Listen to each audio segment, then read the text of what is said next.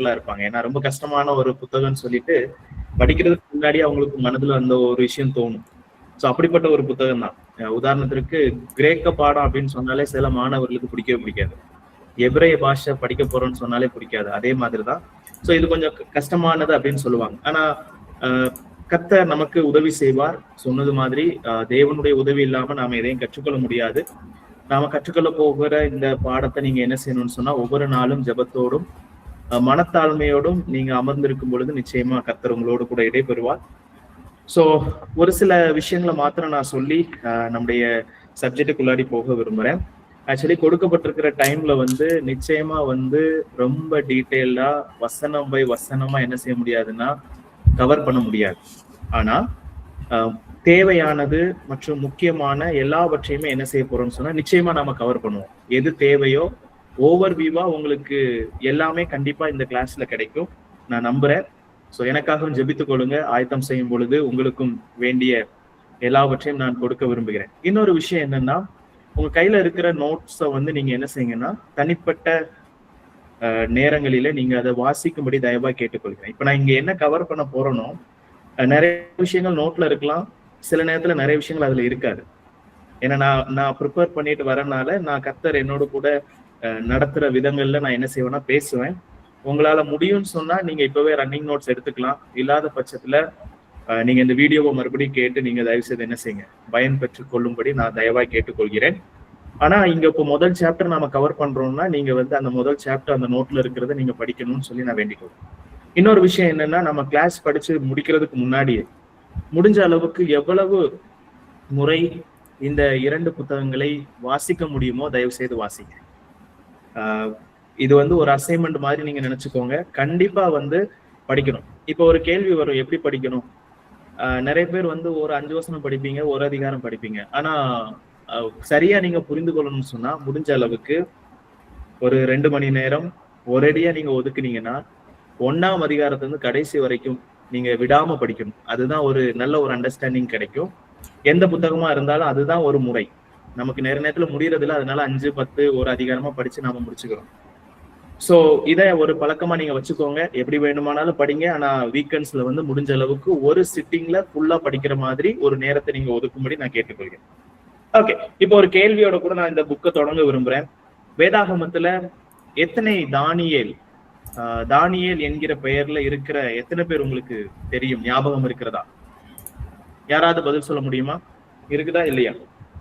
தானியேல் அப்படின்னு பெயர்ல நமக்கு தெரிந்தது புக் ஆஃப் டேனியல், தானியேல் தீர்க்கதரிசன புத்தகம் மட்டுமா, இல்ல வேற ஏதாகிலும் தானியேலை குறித்து நீங்க கேள்விப்பட்டிருக்கீங்களா, வாசிச்சிருக்கீங்களா?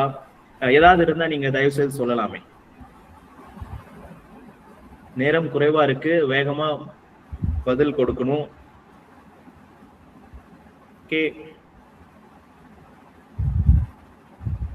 சாலமன் பிரதர், நீங்க ஏதாவது கம் அக்ராஸ் பண்ணிருக்கீங்களா? சாரி சார், நினைவு வரல. ஓகே, சோ 3 தானியேல் 3 நபர்களை குறித்து நீங்க என்ன செய்ய முடியும்னு சொன்னா வேதத்துல வாசிக்க முடியும். சில உதாரணங்கள் நீங்க குறிப்பிடுத்துக்கோங்க. நோட்ஸ்ல இருக்குமான்னு தெரியல, இருக்க வாய்ப்பு இல்லை. 1 நாளாகமம் 3ஆம் அதிகாரம் 1வது வசனத்துல ஒரு தானியேலை குறித்து நம்ம வாசிக்கிறோம். இந்த தானியேல் வேற யாரும் இல்ல, தாவீதினுடைய ஒரு குமாரன். தாவீதினுடைய மனைவியா இருந்த அபிகாயேல் என்பவளுக்கு பிறந்த குமாரனுடைய பெயர் தானியேல். அது 1 நாளாகமம் 3ஆம் அதிகாரம் 1வது வசனத்துல நீங்க படிக்க முடியும். 2வது ஒரு தானியேலை குறித்து நாம வேதத்துல வாசிக்க முடியும். அது எங்கன்னு சொன்னா எஸ்ராவின் புஸ்தகம், அதனுடைய 8ஆம் அதிகாரம் 2வது வசனம், மற்றும் நெகேமியாவின் புஸ்தகம் 10ஆம் அதிகாரம் 6வது வசனம். இந்த 2 வசனங்கள்ல நீங்க படிக்க முடியும். எஸ்ராவினுடைய காலகட்டத்துல வாழ்ந்ததான ஒரு தானியேல். சோ அங்க நீங்க பாத்தீங்கன்னா அந்த இடத்துல எஸ்ராவுடைய காலகட்டத்துல இருந்த ஒரு ஆசாரியனை குறித்து நாம பார்க்க முடியும். அந்த ஆசாரியனுடைய அந்த வம்ச வழியில இருக்கக்கூடிய நபர்களை பட்டியலிடுறதை நீங்க பார்க்கலாம்.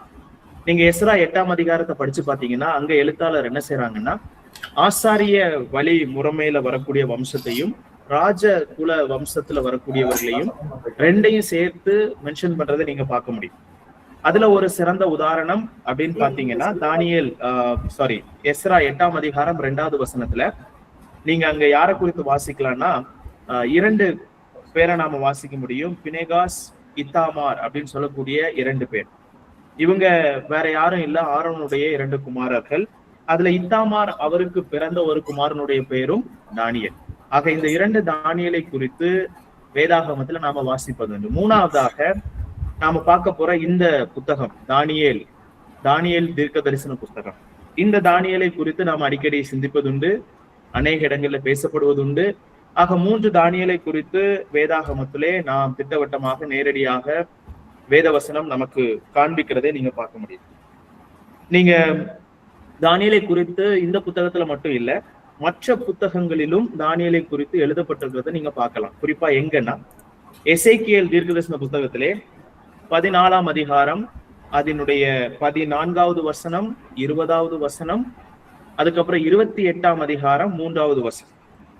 இந்த வசனங்கள் எல்லாம் நீங்க படிச்சு பாத்தீங்கன்னா அங்க என்ன சொல்லப்பட்டிருக்குதுன்னா, தானியேலை யோபுவோடும் நோவாவோடும் சேர்த்து அவர் ஒரு நீதிமான் என்று எசேக்கியேல் தீர்க்கதரிசன புத்தகத்திலே சொல்லப்படுகிறதை நாம் பார்க்க முடியும். 2வதாக 28ஆம் அதிகாரம் 3வது வசனத்துல பாத்தீங்கன்னா அவருடைய அந்த அனந்த ஞானத்தை குறித்து, தேவனிடத்திலிருந்து தானியேல் பெற்றுக்கொண்டிருந்த அந்த ஞானத்தை குறித்து அங்கே இந்த எசேக்கியேல் தீர்க்கதரிசியானவர் சாட்சி பகிர்கிறதை நாம் பார்க்க முடியும். ஒண்ணு நீங்க மனதுல வைத்துக் கொள்ளுங்க, 2 பேருமே ஒரே காலகட்டத்துல வாழ்ந்தவர்கள். தானியேலும் எசேக்கியேல் எழுதின தீர்க்கதரிசியும் எசேக்கியா தீர்க்கதரிசியும் 2 பேரும் ஒரே காலகட்டத்துல இருந்தவங்க. இங்க தானியேலுடைய அந்த ஞானத்தை குறித்து அவர் எழுதுகிறார். அப்படின்னு சொன்னா நீங்க நல்லா மனதுல நிறுத்திக் கொள்ள வேண்டிய விஷயம் என்னன்னா, தானியேல் ஒரு சாதாரண ஒரு நபர் கிடையாது. அவர் தரியு ராஜாவுக்கு முன்னாடி எப்படி ஞானமா பேசினார் அப்படிங்கறத அதை ஒரு சுட்டி காண்பிக்கிறத அந்த வசனங்களை நீங்க படிச்சு பாத்தீங்கன்னா தெரியும். சோ இப்போ தானியேலுடைய புஸ்தகத்தை புரிந்து கொள்ளணும் சொன்னா அதனுடைய பின்னணி நமக்கு நன்கு தெரிந்திருக்க வேண்டும். உங்க எல்லாருக்குமே தெரியும், 70 வருடம் பாபிலோனிய அடிமைத்தனத்திற்கு பிற்பாடு யூதர்கள் என்ன செய்ய போறாங்கன்னு சொன்னா சொந்த தேசத்திற்கு திரும்பி வர போறாங்க. இது தானியேலுக்கு நல்லாவே தெரியும். இது நடக்கிறதுக்கு ஒரு 2 வருஷம் இன்னும் பேலன்ஸ் இருக்கு. அந்த டைம் பீரியட்ல தானியேலுடைய ஏக்கம் என்னன்னு சொன்னா, நான் தேவனிடத்துல தேவன் இந்த இஸ்ரவேல் ஜனங்களுக்கு இதற்கு பிற்பாடு வைத்திருக்கக்கூடிய வரலாறு என்ன, இஸ்ரவேல் ஜனங்களை குறித்து அவர் என்ன செய்ய போகிறார், இஸ்ரவேல் ஜனங்களுக்காக என்ன திட்டத்தை வகுக்க இருக்கிறார், என்ன இஸ்ரவேல் ஜனங்களுடைய வாழ்க்கையில நடக்கும் என்பதை அறிந்து கொள்வதற்கு இவருக்கு ஒரு வாஞ்சை. அப்ப இந்த வாஞ்சை நிமித்தமாக இவர் என்ன செய்யறாருன்னா, தானியேல் 9ஆம் அதிகாரத்துல ஒரு ஜெபத்தை செய்கிறார். நீங்க படிச்சு பார்ப்பீங்க, நாம அந்த இடத்துக்கு நாம வருவோம். ஒரு பின்னணிக்காக நான் சொல்றேன். தானியேல் 9ஆம் அதிகாரத்துல அங்கே ஒரு நீண்ட ஜெபம், ஒரு லாங் பிரேயரை நீங்க பார்க்க முடியும். அதுல முதல் 3 வசனத்திலே தானியேல் தன்னை இந்த விஷயத்திற்காக ஆயத்தப்படுத்திக் கொள்கிறதை நாம் பார்க்கலாம். 4 - 20 வரை உள்ள வசனங்களை படிச்சு பாத்தீங்கன்னா அங்க நீங்க இந்த விஷயத்தை தெரிந்து கொள்வதற்காக அவன் தேவனிடத்திலே ஜெபிக்கிறான். கடைசியா நீங்க பாத்தீங்கன்னா 21 - 27 வரை உள்ள வசனங்களிலே அவனுக்கு தேவையான பதில் அங்கே கொடுக்கப்படுகிறதை நாம் பார்க்க முடியும். உங்களுடைய கவனங்களை நீங்க 9ஆம் அதிகாரத்துக்கு நேராக வந்தீங்கன்னா அங்கே 24வது வசனத்துல இதை குறித்து சொல்லப்படுகிறதை நாம் பார்க்கலாம். 24வது வசனம், தானியேல் 9ஆம் அதிகாரம் 24வது வசனம். மீறுதலை தவிர்க்கிறதற்கும் பாவங்களை தொலைக்கிறதற்கும் அக்கிரமத்தை நிவர்த்தி பண்ணுகிறதற்கும் நித்திய நீதியை வருவிக்கிறதற்கும் தரிசனத்தையும் தீர்க்க தரிசனத்தையும் முத்திரிக்கிறதற்கும் மகா பரிசுத்தம் உள்ளவரை அபிஷேகம் பண்ணுகிறதற்கும் உன் ஜனத்தின் மேலும் உன் பரிசுத்த நகரத்தின் மேலும் 70 வாரங்கள் செல்லும்படி குறிக்கப்பட்டிருக்கிறது அப்படின்னு சொல்லிட்டு பதில் வருது. அப்ப தானியேலுடைய விருப்பம் என்னன்னா, என்ன திட்டம் இஸ்ரவேல் ஜனங்களுக்கு நீர் வைத்திருக்கிறீர் என்பதை அவர் விரும்புகிறார், அறிந்து கொள்ள வேண்டும் என்று விரும்புகிறார். அப்ப இங்க அவருக்கு வரக்கூடிய பதில் என்னன்னா, 70 வாரங்கள் அவர்களுக்கு என்று குறித்து வைக்கப்பட்டிருக்கிறது. அப்ப 70 வாரத்தை தான் நீங்க கேள்விப்பட்டிருப்பீங்க, 70 weeks of Daniel அப்படின்னு சொல்லுவாங்க. தானியேலுடைய 70 வாரங்கள் அப்படின்னு சொல்லிட்டு இதை சொல்லுவாங்க. சோ அதுல 70 வாரம் சொன்னா ஒரு வாரத்துல 7 நாள் இருக்கும். அப்ப இது நாட்களை குறிக்கவில்லை. இங்க நீங்க பாத்தீங்கன்னா ஒரு வாரம் என்பது 7 வருடங்களை குறிக்கிறது. இதெல்லாம் நம்ம பின்பதாக ஆழமாக சிந்திப்போம். இன்னைக்கு ஒரு ஓவர்வியூ தான். சோ இங்க நீங்க பாத்தீங்கன்னா அவர் ஜெபிக்கிறாரு. ஜெபிக்கும் போது அங்கே ஆண்டவர் இஸ்ரவேல் ஜனங்களுக்கு என்று எதிர்காலத்தில் வைத்திருக்கக்கூடிய திட்டத்தை தானியேலுக்கு வெளிப்படுத்துகிறார். அப்ப இந்த இதை அவர் என்ன செய்யறாருன்னா பெற்றுக்கொள்கிறார். இப்போ விடுதலை செய்து, அதாவது சொந்த ஊருக்கு இவங்க என்ன செய்யறாங்கன்னா 70 வருடம் பூர்த்தியாகி போயிட்டாங்க. ஆனா தானியேலோ வென்றால் எருசலேமுக்கு திரும்பி போகல. அதுதான் வரலாறும் சொல்லுகிறது. ஏன் அவரு போகல அப்படின்னு கேட்டீங்கன்னா, மேபி பல காரணங்கள் இருக்கலாம். அதுல ஒரு 2 முக்கியமான காரணம் என்னன்னா, மேபி அவருடைய வயது நிமித்தமாக அவர் போகாம இருந்திருக்கலாம். உங்களுக்கு தெரியும், அவர் ரொம்ப வயது முதிர்ந்தவராக இருந்தார். அவர் ரொம்ப வயதான நிலைமையில அங்கே வாழ்ந்தாருன்னு நான் பார்க்கிறோம். 2வது காரணம் என்னவா இருக்குன்னு சொன்னா, அந்த பாபிலோனிய அரசாங்கத்துல மிகப்பெரிய முக்கியமான ஒரு பங்கை வகித்தவராக அவர் இருந்தார். ஒரு நல்ல ஒரு பொறுப்புல இருந்தார். அதனால அவரால் என்ன செய்ய முடிஞ்சிருக்க வாய்ப்பு இல்லைன்னா, திரும்பி போயிருக்க வாய்ப்பு இல்லாம இருந்தது. அவரும் போவதற்கு விருப்பம் இல்லாமல் இருந்திருக்கலாம். அவர் மரித்தது பாபிலோனிலே தான் மரித்து போகிறதாக நாம பார்க்க முடியும். இப்ப நீங்க இந்த புத்தகம் எழுதப்பட்ட காலத்தை மனதில் கொள்ள வேண்டும். கிமு 6ஆம் நூற்றாண்டில் இது எழுதப்பட்டிருக்கலாம் என்று அநேகர் சொல்லுகிறார்கள். இந்த புத்தகத்துக்கு சில நோக்கங்கள் உண்டு. இந்த புத்தகத்தை படிக்கும் போது பல நோக்கங்களை நீங்க என்ன செய்யலாம்னு சொன்னா அறிந்து கொள்ள முடியும். சில நேரங்களிலே வேதாகமத்துல புத்தகங்களிலே நேரடியாக நோக்கத்தை எழுத்தாளர்கள் சொல்லுவாங்க. இங்க தானியேலின் புத்தகத்துல நீங்க படிச்சு பார்க்கும்போது நோக்கங்கள், பல நோக்கங்களை நீங்க பார்க்க முடியும். அதுல ஒரு நோக்கம் என்னன்னு சொன்னா, நமது ஆண்டவராகிய கர்த்தர் இந்த புறஜாதி தேசங்கள் எல்லாவற்றையும் தன்னுடைய கட்டுப்பாட்டுக்குள் வைத்து தன்னுடைய சர்வ அதிகாரத்தின்படி தன்னுடைய அந்த ஏகாதிபத்தியம் சொல்லுவாங்க, சர்வ அதிகாரத்தின் அடிப்படையில் அவர் என்ன செய்யறாருன்னு சொன்னா, முழு மனுக்குலத்தையும் அந்த புறஜாதிகளுடைய தேசங்கள், ராஜ்யங்கள் எல்லாவற்றையும் அவர் தான் என்ன செய்யறாருன்னு சொன்னா கட்டுப்படுத்துகிறார் என்பதை இந்த புத்தகம் தெளிவாய் விவரிக்கிறது நீங்க பார்க்கலாம். எல்லா ராஜ்யங்களும் அவருடைய கைக்குள் இருக்கிறது. அந்த ராஜ்யங்களை அவர் என்ன செய்யறாருன்னு சொன்னா, தன்னுடைய திட்டத்தின் அடிப்படையில வரலாற்றிலே அவர் என்ன இந்த ராஜ்யங்கள் மூலமாக செய்ய வேண்டும் என்று நினைக்கிறாரோ அதை எல்லாவற்றையும் அவர் நேர்த்தியாக செய்கிறதாக இந்த நோக்கத்தை நீங்க பார்க்க முடியும். 2வது ஒரு நோக்கம் என்ன சொல்லலாம் அப்படின்னு சொன்னா, எல்லா ராஜ்யங்களுக்கும் மேல அதிகாரம், கர்த்தத்துவம் இருக்கக்கூடிய ஒரே ஒரு நபர் யாருன்னு சொன்னா நம்முடைய தேவன். தேவனுக்கு மட்டும்தான் எல்லாவற்றிற்கும் மேல அதிகாரம் இருக்கிறது என்பதையும் இந்த புத்தகத்தின் வாயிலாக நீங்க அறிந்து கொள்ள முடியும். 3வது ஒரு மிக முக்கியமான விஷயம் என்னன்னு சொன்னா, உங்க எல்லாருக்குமே தெரியும், கடைசி நாட்களிலே இந்த இஸ்ரவேல் ஜனங்கள் மேல் தேவனுடைய உச்சக்கட்ட கோபம் வெளிப்பட இருக்கிறது. அந்த உச்சக்கட்ட கோபத்தை நீங்க எங்க படிக்கலாம்னு சொன்னா, எரேமியா 30ஆம் அதிகாரத்துல இந்த உச்சக்கட்ட கோபத்தை குறித்து நீங்க வாசிக்க முடியும். எரேமியா தீர்க்கதரிசன புத்தகம் 30ஆம் அதிகாரம் அதனுடைய 7வது வசனம். ஐயோ, அந்த நாள் பெரியது, அதை போலொத்த நாள் இல்லை. அது யாக்கோபுக்கு இக்கட்டு காலம், ஆனாலும் அவன் அதற்கு நீங்களாக்கி ரட்சிக்கப்படுவான். அந்த நாளை குறித்து வேதம் எப்படி விவரிக்கிறது என்று நீங்க பாருங்க. அந்த நாள் பெரியது, அந்த நாளுக்கு ஒத்த நாள் இல்லை. அதுக்கப்புறம் நீங்க பாத்தீங்கன்னா அது எப்படிப்பட்ட நாள்? அது யாக்கோபுக்கு இக்கட்டு காலம். இது ஆங்கிலத்துல ஜேக்கப்ஸ் ட்ரபிள் அப்படின்னு சொல்லுவாங்க. புரியுதுங்களா?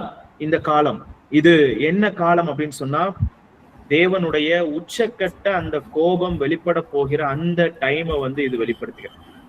இப்ப உங்க மனசுல இருக்கும், இதத்தான் 9ஆம் அதிகாரம் 27வது வசனத்துல அவர் விவரிக்கிறார், பதில் கொடுக்கிறார். தன்னுடைய ஜெபத்திற்கு ஆண்டவர் கொடுத்த பதில். அந்த நாள் எப்படிப்பட்ட நாளா இருக்கும்? அப்படிப்பட்ட ஒரு நாளை இதுவரைக்கும் பார்த்ததில்லாத ஒரு நாளாக இருக்கும். அந்த நாள் பெரியது, கொடியது. அது இஸ்ரவேலர்களுக்கு இக்கட்டை கொடுக்கக்கூடிய நாள். ஓகே, என்றாலும் இன்னொரு விஷயத்தை நீங்க மறந்துவிடக் கூடாது. இது ஒரு பக்கம் இருந்தாலும் இந்த புத்தகம் என்ன கற்றுக் கொடுக்கிறதுன்னு சொன்னா, மெஸ்ஸியா வருவார். அவர் தம்முடைய ராஜ்யத்தை, இந்த பூமியிலே அழியாத ராஜ்யத்தை நிலைநிறுத்துவார் என்பதை இந்த புத்தகம் சுட்டி காண்பிக்கிறதை நீங்கள் பார்க்க முடியும். யூதர்களுக்கு ஆறுதல் கொடுக்கக்கூடிய ஒரு புத்தகமாக இந்த புத்தகம் இருக்கிறது. இப்ப நீங்க நல்லா பாத்தீங்கன்னா, எரேமியா 30ஆம் அதிகாரம் 7வது வசனம் கடைசி பகுதி இப்படியாக சொல்லுது, ஆனாலும் அவன் அதற்கு நீங்களாக்கி ரட்சிக்கப்படுவான். அவங்க அழிந்து விட போறது கிடையாது. கர்த்தர் அவர்களை காப்பாற்றுவார். அவர்கள் எப்படி காப்பாற்றப்படுவார்கள் நமக்கு தெரியும். தேவனுடைய ராஜ்யம் இந்த பூமியில நிலைநிறுத்தப்பட போகிறது. இதையெல்லாம் சொல்றதுக்காக இந்த புத்தகம் எழுதப்படுது. நான் 3 முக்கிய காரணங்கள் நான் சொன்னேன். நீங்க பாத்தீங்கன்னா, 1, தேவன் தான் எல்லாரையும் ஆளுகிறார். இந்த புறஜாதி தேசங்களை மற்றும் எல்லா ராஜ்யபாரங்களை தன்னுடைய கட்டுப்பாட்டுக்குள் வைத்து தன்னுடைய சர்வ அதிகாரத்தின் அடிப்படையில தன்னுடைய திட்டத்தை இந்த தேசங்கள் மூலமாக, இந்த ராஜ்யங்கள் மூலமாக செயல்படுத்துகிறார் பூமியில. அதனாலதான் ஹிஸ்டரியை என்ன சொல்லுவாங்கன்னு சொன்னா ஹிஸ் ஸ்டோரி அப்படின்னு சொல்லுவாங்க. அவருடைய கதை, அவர் என்ன திட்டம் வகிக்கிறாரோ, என்ன செய்ய சித்தம் வைத்திருக்கிறாரோ அதை இந்த புறஜாதி தேசங்களை கொண்டு செய்கிறார்.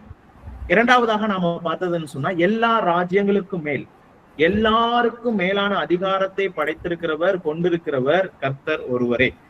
மூன்றாவது காரியம் என்னன்னு சொன்னா இஸ்ரவேலர்கள் மகா ஆபத்தை சந்திக்க போகிறார்கள். இக்கட்டு அவர்களுக்கு வரப்போகிறது. ஆனாலும் மெசியா வருவார், தன்னுடைய ராஜ்யத்தை நிலைநிறுத்துவார். அங்கே அவர்களுக்கு ஒரு நம்பிக்கையும் கொடுக்கப்படுகிறத நீங்க பார்க்கலாம்.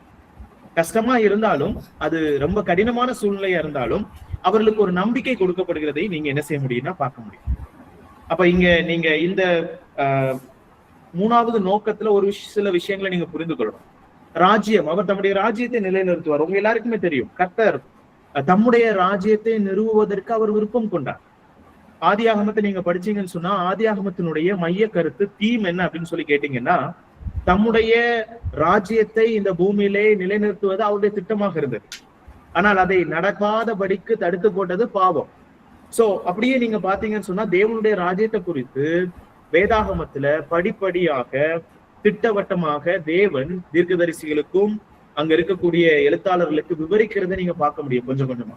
அப்ப இங்க நீங்க பாத்தீங்கன்னா என்ன நடக்க போகுது அப்படிங்கிறத இங்க தெளிவாக நீங்க பார்க்க முடியும். இந்த யாக்கோப், இந்த ஜேக்கப்ஸ் ட்ரபிள், யாக்கோபினுடைய அந்த கடினமான சூழ்நிலை, சோ அது எல்லாமே ஒரு பக்கம் சொல்லியிருந்தாலும் நீங்க சில விஷயத்த மனசுல வச்சிருக்கணும். ரெண்டு விஷயங்களை நீங்க பார்க்கலாம் இந்த புத்தகத்துல. ஒன்று என்ன அப்படின்னு பாத்தீங்கன்னா புறஜாதியாரின் காலம்.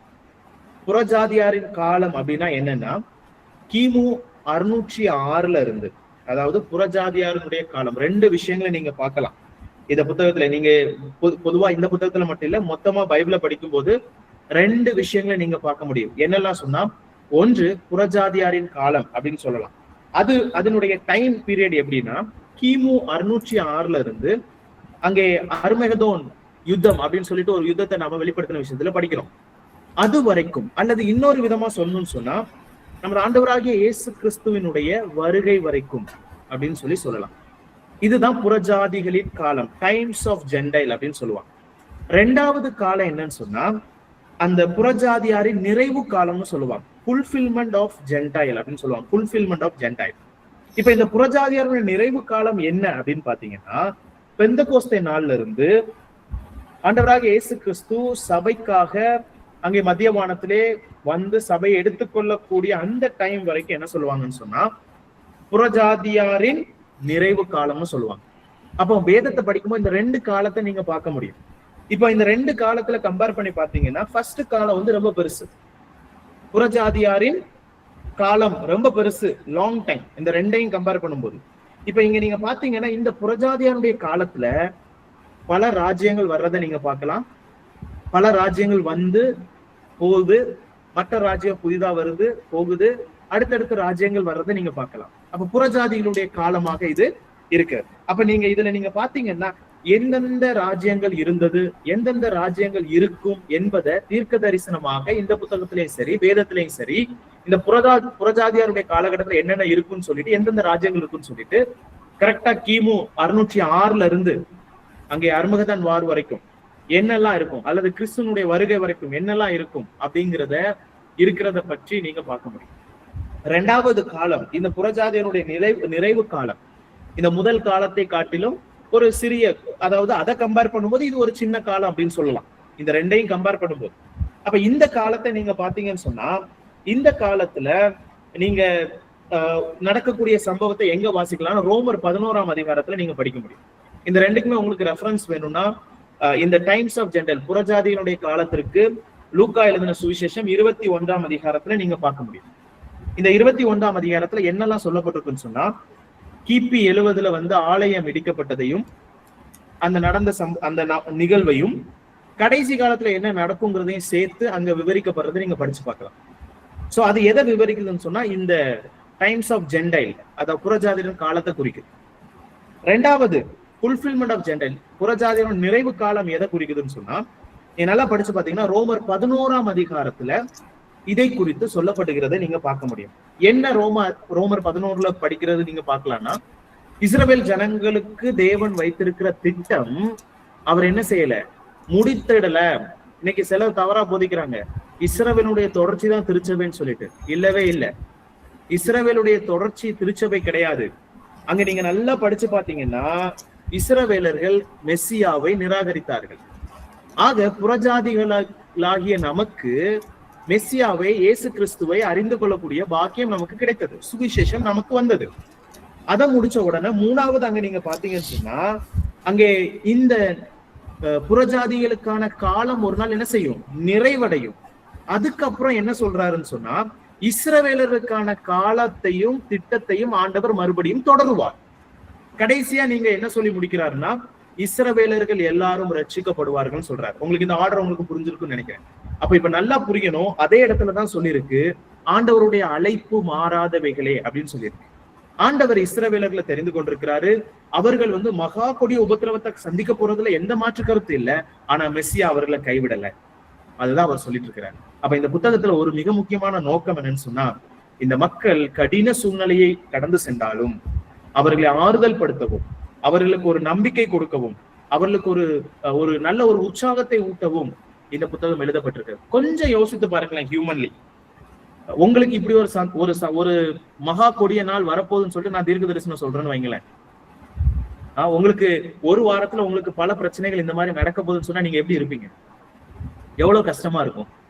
ஆனா அந்த காலகட்டத்துல இந்த தானியேலின் புஸ்தகம் இதை வாங்குறதே யூதர்கள் தான். யூதர்களுக்கு நேரடியா எழுதப்பட்டிருக்கிறது. அப்ப யூதர்களுக்கு எவ்வளவு ஆறுதலை கொடுத்திருக்குன்னு சொல்லி கொஞ்சம் யோசிச்சு பாருங்க. இந்த புத்தகத்தை படிக்கும்போது நாமளே என்ன செய்வோம்னு சொன்னா, எங்க தேவன் எவ்வளவு பெரியவர் தெரியுமா, எங்க உலகத்துக்கு என்னென்ன திட்டம் வச்சிருக்கிறாரு தெரியுமா, எப்படி எல்லாமோ நாம பேசுவோம். நமக்கு அப்படியே ஒரு உணர்ச்சி வசம் வரும், பரவசம் வரும். ஆனா யோசிச்சு பாருங்க, யூதர்களுக்கு எவ்வளவு ஆறுதலை இந்த புத்தகம் கொடுத்திருக்கும் என்பதை நீங்க சோ ஒரு கான்பிடன்ஸ் கொடுக்கறதுக்காக தானியேல் மூலமாக ஆண்டவர் என்ன செய்யறாருன்னு சொன்னா, இந்த ஒரு நோக்கத்தையும் இந்த புத்தகத்துல வைத்திருக்கிறார். அப்போ நீங்க நல்லா ஞாபகத்துல வைக்கணும், யூதர்கள் அவருடைய சொந்த பிள்ளைகள் தான். ஆனா அவர்கள் ஏன் இவ்வளவு கஷ்டப்படணும் நமக்கு தோணலாம். ஏன் இவ்வளவு கஷ்டப்படுத்தணும் அவங்க பிள்ளைங்களை, ஏன் அவர் இவ்வளவு கஷ்டப்படுத்தணும்? அவருடைய பாவம், அவருடைய பாவத்திற்கு தக்கதாக ஆண்டவர் என்ன செய்யறாரு, அவர்களுக்கு செய்யறாரு. அவங்க அடிமைத்தனத்துக்கு போறாங்க, மறுபடியும் அவர்களுக்கு வார்னிங் கொடுக்கப்பட்டது, நிராகரித்தார்கள், அடிமைத்தனத்திற்கு போனார்கள். ஆனால் தேவன் அவர்களை கைவிடவில்லை. அவர்களுக்கு ஒரு திட்டம் வைத்திருக்கிறார். அந்த திட்டத்தை அவர் என்ன செய்வார், நிறைவேற்றுவார். அந்த திட்டம் நிறைவேறும் நாளுக்கு இடையிலே நமக்கு ஒரு திருச்சபைன்னு ஒரு திட்டத்தையும் அவர் என்ன செஞ்சுட்டு இருக்கிறாரு. அப்ப இஸ்ரவேலர்களாகிய உங்களை கைவிடல, அந்த நோக்கத்தை நீங்க மறைத்து வைத்திருக்கிறத நீங்க பார்க்க முடியும். சோ இங்கே ஒரு ஒரு ஒரு எனர்ஜி, ஒரு கான்பிடன்ஸ், ஒரு கம்ஃபர்ட் நமக்கு இந்த புத்தகத்தின் வாயிலாக கிடைக்கிறத நீங்க பார்க்க முடியும். சோ அது மட்டும் இல்ல, நீங்க இந்த புத்தகத்தை நன்கு பாத்தீங்கன்னு சொன்னா, இந்த புத்தகத்தை படிக்கும் பொழுது புதிய ஏற்பாடுல சொல்லப்பட்டிருக்கிற பல சத்தியங்களை நாம் அருமையாக தெளிவாக புரிந்து கொள்ள முடியும். உதாரணத்திற்கு புதிய ஏற்பாடுல நீங்க படிக்கக்கூடிய அந்தி கிறிஸ்துவின் வருகை, அது மட்டும் இல்ல புதிய ஏற்பாடுல நீங்க பார்க்கக்கூடிய மகா உபத்திரவ காலம், கிறிஸ்துவினுடைய மரணம், அவருடைய உயிர்த்தெழுதல், அது மட்டும் இல்லாம நீங்க பாத்தீங்கன்னா 1000 வருட அரசாட்சி, இப்படி எல்லாவற்றையும் குறித்து நீங்க எங்க வாசிப்பீங்க, புதிய ஏற்பாடுல வாசிக்கிறது உண்டு. இந்த எல்லாவற்றையும் ஒரு டீட்டெயிலா நீங்க புரிந்து கொள்ளணும்னு சொன்னா இந்த புத்தகத்துல நமக்கு சில ஹிண்ட்ஸ் கொடுக்கப்பட்டிருக்கிறதை நீங்க என்ன செய்ய முடியும், பார்க்க முடியும். இந்த புத்தகம் ரொம்ப முக்கியமான ஒரு புத்தகம். அடுத்ததான் இந்த புத்தகத்தை 2 மொழியில எழுதியிருக்காங்க. ஒன்று என்னன்னு சொன்னா எபிரேய மொழியில எழுதியிருக்காங்க. உங்களுக்கு தெரியும் எபிரேய பாஷையில எழுதினது என்னெல்லாம் அப்படின்னு பாத்தீங்கன்னா, 1ஆம் அதிகாரம் 1வது வசனத்துல இருந்து 2ஆம் அதிகாரம் 3வது வசனம் வரைக்கும் எபிரேய பாஷையில எழுதியிருக்கு. அதுக்கப்புறம் நீங்க பாத்தீங்கன்னா 8ஆம் அதிகாரம் 8ஆம் அதிகாரத்துல இருந்து 12ஆம் அதிகாரம் வரைக்கும் நீங்க பாத்தீங்கன்னா மறுபடியும் எபிரேய பாஷையில எழுதியிருக்கு. இடப்பட்ட வசனங்கள், அதாவது 2ஆம் அதிகாரம் 4வது வசனத்துல இருந்து 7ஆம் அதிகாரம் 28வது வசனம் வரைக்கும் நீங்க பாத்தீங்கன்னா அங்கே அராமேயம் அல்லது அராமிக் மொழியில என்ன செஞ்சிருக்குன்னு சொன்னா எழுதப்பட்டிருக்கு. சோ இந்த அராமிக் மொழியை குறித்து உங்க எல்லாருக்குமே தெரியும். ஏசு கிறிஸ்து கூட சிலுவையில இருக்கும்போது சொன்னாரு, ஏலி ஏலி லாமா சபக்தானி, அது ஒரு வார்த்தை. அதுக்கப்புறம் நீங்க பாத்தீங்கன்னா எவ்வீருவினுடைய ஜெப ஆலய தலைவனாக இருந்த எவ்வீருவினுடைய மகள் மரித்து போன பொழுது அவர் சொன்ன ஒரு வார்த்தை தலித்தா கூமி. ஞாபகம் இருக்கா? மார்க் எழுதின சுவிசேஷம் 5ஆம் அதிகாரத்துல நீங்க இதை குறித்து படிக்க முடியும். அப்புறம் நீங்க பயன்படுத்தக்கூடிய வார்த்தை அப்பா அப்பான்னு படிக்கிறோம். அப்பா பிதாவே, அப்பா ஃபாதர். ஆங்கிலத்திலே அந்த வார்த்தை தான் இருக்கு, அப்பா ஃபாதர். அப்பா அப்படிங்கிற வார்த்தை என்னன்னா ஒரு அராமிக் வடிவத்திலிருந்து வந்த பாஷை வார்த்தை தான். அப்போ இப்ப உங்களுக்கு இதை படிக்கும் போதே ஒரு கேள்வி வரும். என்ன கேள்வி? யாருக்காவது ஏதாவது கேள்வி வருதா?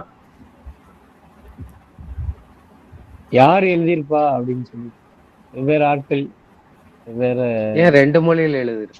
Okay, thank you. 2 பேருமே கரெக்டா நீங்க கேட்ட கேள்வி மேட்சிங். இப்ப என்ன கேள்வி நேச்சுரலா எல்லாருக்குமே வரும்னு சொன்னா, ஏன் 2 மொழியில எழுதிருக்கு? எதுக்கு எழுதணும்? அட்லீஸ்ட் 6 அதிகாரத்தை ஒரு மொழியில எழுதிட்டு மீதி 6 அதிகாரத்தை மறுமொழியில எழுதியிருந்தா கூட கொஞ்சமாவது ஏத்துக்கலாம். முதல்ல கொஞ்சம் வசனம் எபிரேய பாஷை, நடுவுல கொஞ்சம் அராமிக் மொழி, அதுக்கப்புறம் கடைசியா பாத்தீங்கன்னா மறுபடியும் எபிரேய பாஷை. இப்ப கேள்வி என்னன்னா, ஏன் இவ்வாறு 2 மொழிகளை பயன்படுத்தி இருக்கிறார்? ஆன்சர் ரொம்ப சிம்பிள். இங்க நேச்சுரலா இது எல்லாருக்கும் வரக்கூடிய ஒரு கேள்விதான். ஆன்சர் ரொம்ப சிம்பிள். ஏன் அப்படின்னு கேட்டீங்கன்னா, எபிரேயர்களை குறித்த காரியங்களை பேசுவதற்கு எபிரேய பாஷையில பயன்படுத்தப்படும். இப்போ முதல் அதிகாரங்கள்ல சில அதிகாரங்கள்ல தானியலை குறித்தும் தானியலுடைய சூழ்நிலைகளை குறித்தும் அவர் எப்படி அங்க சென்றார், என்ன நடந்தது அப்படிலாம் பாத்தீங்கன்னா யூதர்களுடைய சம்பவங்களை குறிக்கக்கூடிய எல்லா விஷயங்களையும் யூத நபர்கள் தெரிந்திருந்த அந்த எபிரேய பாஷையில பயன்படுத்தப்பட்டிருக்கிறத நீங்க பார்க்கலாம். 2வது, நீங்க அதே இதை படிக்கும் போது இந்த புறஜாதிகளை குறித்து புறஜாதிகளுக்கான சம்பவங்களை சொல்லும் போது, இப்ப பெர்சியா இவங்களை குறித்தெல்லாம் பேசுற காரியங்களை அவங்களுக்கு பரிச்சயமான மொழியில சொல்லப்பட்டிருக்கிறத நீங்க பார்க்கணும். அப்ப இது ஒரு நேச்சுரலான ஒரு விஷயம். சோ இந்த புத்தகம் 12 அதிகாரங்களை உள்ளடக்கிய புத்தகம். பொதுவா எக்ஸ்பிளனேஷன் இப்படியா கொடுப்பாங்க. எப்படிலாம் நீங்க பார்த்திருப்பீங்க, கேள்விப்பட்டிருப்பீங்க. முதல் 6 அதிகாரத்துல என்ன இருக்கு? பல கதைகள் இருக்கு. கதைகள் இருக்கா இல்லையா? சிங்ககபி கதை, இதெல்லாம் சின்ன வயசுல இருந்தே நாம கேள்விப்பட்டிருப்போம். ஆனா அடுத்த 6 அதிகாரத்தை எந்த சண்டே ஸ்கூல்லயும் டீச் பண்றது இல்லை. கரெக்டா? ஃபர்ஸ்ட் 6 சாப்டர்ஸ்ல இருக்கக்கூடிய எல்லா கதைகளும் நமக்கு தெரியும். சாப்பாடு விஷயத்துல தானியேல் நோ சொன்னாரு, சிங்க கபில தூக்கி போட்டாங்க, அப்பமும் தப்பிச்சிட்டாரு, சிலைய வணங்க சொன்னாங்க, வணங்கல. இப்படி எல்லா ஸ்டோரிஸையுமே நீங்க எங்க பார்க்கலாம்னா சாப்டர்ஸ் 1 to 6 பார்க்க முடியும். அடுத்தது இருக்கக்கூடிய சாப்டர்ஸை நீங்க பாத்தீங்கன்னு சொன்னா அதிகமா நிறைய பேருக்கு தெரியவே தெரியாது, புரியவும் புரியாதுன்னு சொல்லுவாங்க. சோ இங்க 2 பார்ட்டா பிரிக்கிறத பார்க்கலாம். சோ சாப்டர்ஸ் 1 to 6 வரலாற்று சம்பவமாக இருக்கிறது. 7 to 12 வரை உள்ள வசனங்கள் எப்படிப்பட்ட சம்பவம் சொன்னா தீர்க்க தரிசனம், முழுமையாக தீர்க்க தரிசன வசனங்களாக இருக்கிறத நீங்க பார்க்கலாம். அதே சமயத்துல இன்னொரு விஷயத்த நான் நோட் பண்ண விரும்புறேன். 1 to 6 வரைக்கும் வரலாற்று சம்பவம்னு சொன்னேன். ஆனா அதுல 2வது அதிகாரத்தை நாம மறந்துடக்கூடாது. 2வது அதிகாரத்துல என்னெல்லாம் இருக்குன்னா ஹிஸ்டரி பிளஸ் ப்ராபர்ட்டிகள் இருக்கு. 2ஆம் அதிகாரத்துல வரலாற்று சம்பவமும் இருக்கு, தீர்க்க தரிசன சம்பவமும் இருக்கு. ஆனா நம்ம ஜெனரலா சொல்லும் போது என்ன சொல்லுவாங்கன்னா 1 to 6 வரைக்கும் வரலாற்று சம்பவம், 7 to 12 வரைக்கும் என்ன சம்பவம்? தீர்க்க தரிசன சம்பவம் இருக்கிறது அப்படின்னு சொல்லிட்டு சொல்லுவாங்க. அப்போ இதை உங்க மனதுல நீங்க நிறுத்திக் கொள்ளுங்க. சோ இந்த புத்தகத்தை நாம படிக்க போறோம். இத முதல் 6 அதிகாரத்துல நீங்க பாத்தீங்கன்னா தானியேலுடைய 75 வயது வரைக்கும் நடந்த சம்பவங்களினுடைய சில காட்சிகளை முதல் 6 அதிகாரத்துல நீங்க படிக்கலாம். அதாவது எப்படி சொல்லலாம்னு சொன்னா, அந்த தானியேல் அவருடைய அந்த 75 வருடங்கள்ல கிட்டத்தட்ட 19 சொன்னா ஒரு 15 நாம கழிச்சிடலாம், ஓகேங்களா? 90. அப்போ 75 வருஷத்துல என்னெல்லாம் நடந்திருக்கும், என்னெல்லாம் நடந்தது அவருடைய வாழ்க்கையில, அவர் இங்க இருக்கும்போது என்னென்ன சம்பவங்கள் நடந்தது, அது எல்லாமே அங்க என்ன பட்டிருக்குன்னு சொன்னா அருமையா சொல்லப்பட்டிருக்கிறத நீங்க பார்க்கலாம். அந்த 6 அதிகாரங்கள்ல இந்த சம்பவங்களை படிக்கிறதோடு கூட சில விஷயங்களை நீங்க புதிதாகவும் கற்றுக்கொள்ளலாம். என்ன அப்படின்னு கேட்டீங்கன்னா, அவர் தானியேல் என்ன செஞ்சாருன்னா கிட்டத்தட்ட 4 ராஜாக்களை பார்த்திருக்கிறார். 4 ராஜாக்கள் மத்தியில அவர் வாழ்ந்திருக்கிறாரு. அது மட்டும் கிடையாது, 2 ராஜ்யங்களையும் அவர் சந்தித்திருக்கிறாரு. அது மட்டும் இல்ல, நீங்க பாத்தீங்கன்னா அவரை கொண்டு தேவன் வரலாறை மாற்றின விதங்களையும் நீங்க பார்க்கணும். சோ அந்த தேசத்துல தானியேலை வைத்து மாற்றின செயல்படுத்தின சம்பவங்களை எல்லாம் நீங்க என்ன செய்யலாம்னா முதல் 6 அதிகாரங்கள்ல படிக்கலாம். அப்ப அந்த 6 அதிகாரங்கள் என்ன இருக்குன்னா just glimpses of 75 years of Daniel's life story, அவ்வளவுதான். அந்த அவருடைய வரலாற்று, அவருடைய அந்த 75 வருடங்கள்ல நடந்த சில சம்பவங்கள், தேவையான சம்பவங்களை ஆவியானவர் நமக்கு திட்டவட்டமாக கொடுத்திருக்கிறத நீங்க பார்க்கலாம். ஆனா அடுத்த 7 இருந்து 12 வரை உள்ள வசனங்களை படிக்கும்போது முற்றிலுமாக தீர்க்க தரிசன வசனங்களாக இருக்கிறது என்பதை நீங்க பார்க்க முடியும். சில விஷயங்களை நீங்க மனதில் நிறுத்திக்கணும். இந்த புத்தகத்தை படிக்கும்போது நான் தானியேல் புத்தகத்தை மட்டும் படிப்பேன், அது எனக்கு தெளிவா புரியணும்னு சொன்னா அது நடக்காத ஒரு செயல். ஏன்னா வேதாகமத்துல ஒரு புத்தகத்தை நீங்க சில நேரங்கள்ல புரிந்து கொள்ளணும்னு சொன்னா அதோடு கூட சேர்த்து வேற ஏதாவது ஒரு புத்தகத்தையும் படிக்க வேண்டியது இருக்கும். ஒரு சின்ன ஒரு எக்ஸாம்பிள் சொல்றேனே, எபிரேயருக்கு எழுதின நிருபத்தை நீங்க படிச்சிருப்பீங்க. ரீசெண்டா நீங்க படிச்ச ஞாபகம் எனக்கு இருக்கு. எபிரேயருக்கு எழுதின நிருபத்தை நீங்க படிக்கும்போது லேவியர் ஆகமத்துல இருந்து ஒரு வசனம் கூட தொடாம நீங்க அதை படிக்க முடியாது.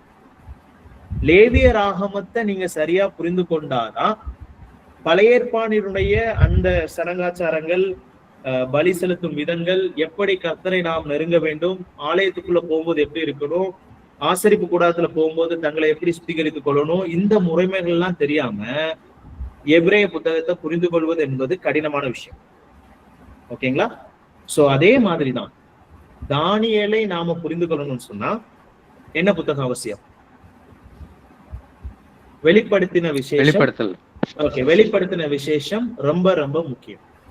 இப்ப நீங்க நல்லா பாத்தீங்கன்னா வெளிப்படுத்தின விஷயத்துல என்ன ரொம்ப முக்கியம் அப்படின்னு கேட்டீங்கன்னா எதுல இருந்து அப்படின்னு பாத்தீங்கன்னா கிட்டத்தட்ட 4ஆம் அதிகாரம், கிட்டத்தட்ட 4ஆம் அதிகாரத்துல இருந்து நிறைய விஷயங்கள், அதாவது மூச்சு முடிய கடைசி அதிகாரம் வரைக்கும், வெளிப்படுத்தின விஷயம் கடைசி அதிகாரம் வரைக்கும் நீங்கள் புரிந்து கொண்டால் மட்டுமே உங்களால என்ன செய்ய தானியேலை புரிந்து கொள்ள முடியும்.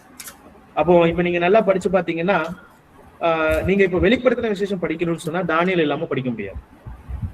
தானியேலை படிக்கணும்னு சொன்னா வெளிப்படுத்தின விசேஷம் இல்லாம படிக்க முடியாது. அப்ப நம்முடைய தலைப்பு என்னதான்? தானியேலும் வெளிப்படுத்தின விசேஷம். சோ நிறைய விஷயங்கள் நாம தானியேல் படிக்கும் போதே அங்க இருந்து என்ன செஞ்சிருவோம், கவர் பண்ணிடுவோம். அதனால வேர்ட் பை வேர்ட் என்கிட்ட எதிர்பார்க்காதீங்க. உங்க 15 கிளாஸ்ல உங்களுக்கு என்ன தேவையோ தேவையான அளவுக்கு வரலாற்று காரியங்களை நாம என்ன செய்வோம், சேர்ந்துதான் படிக்க போறோம்.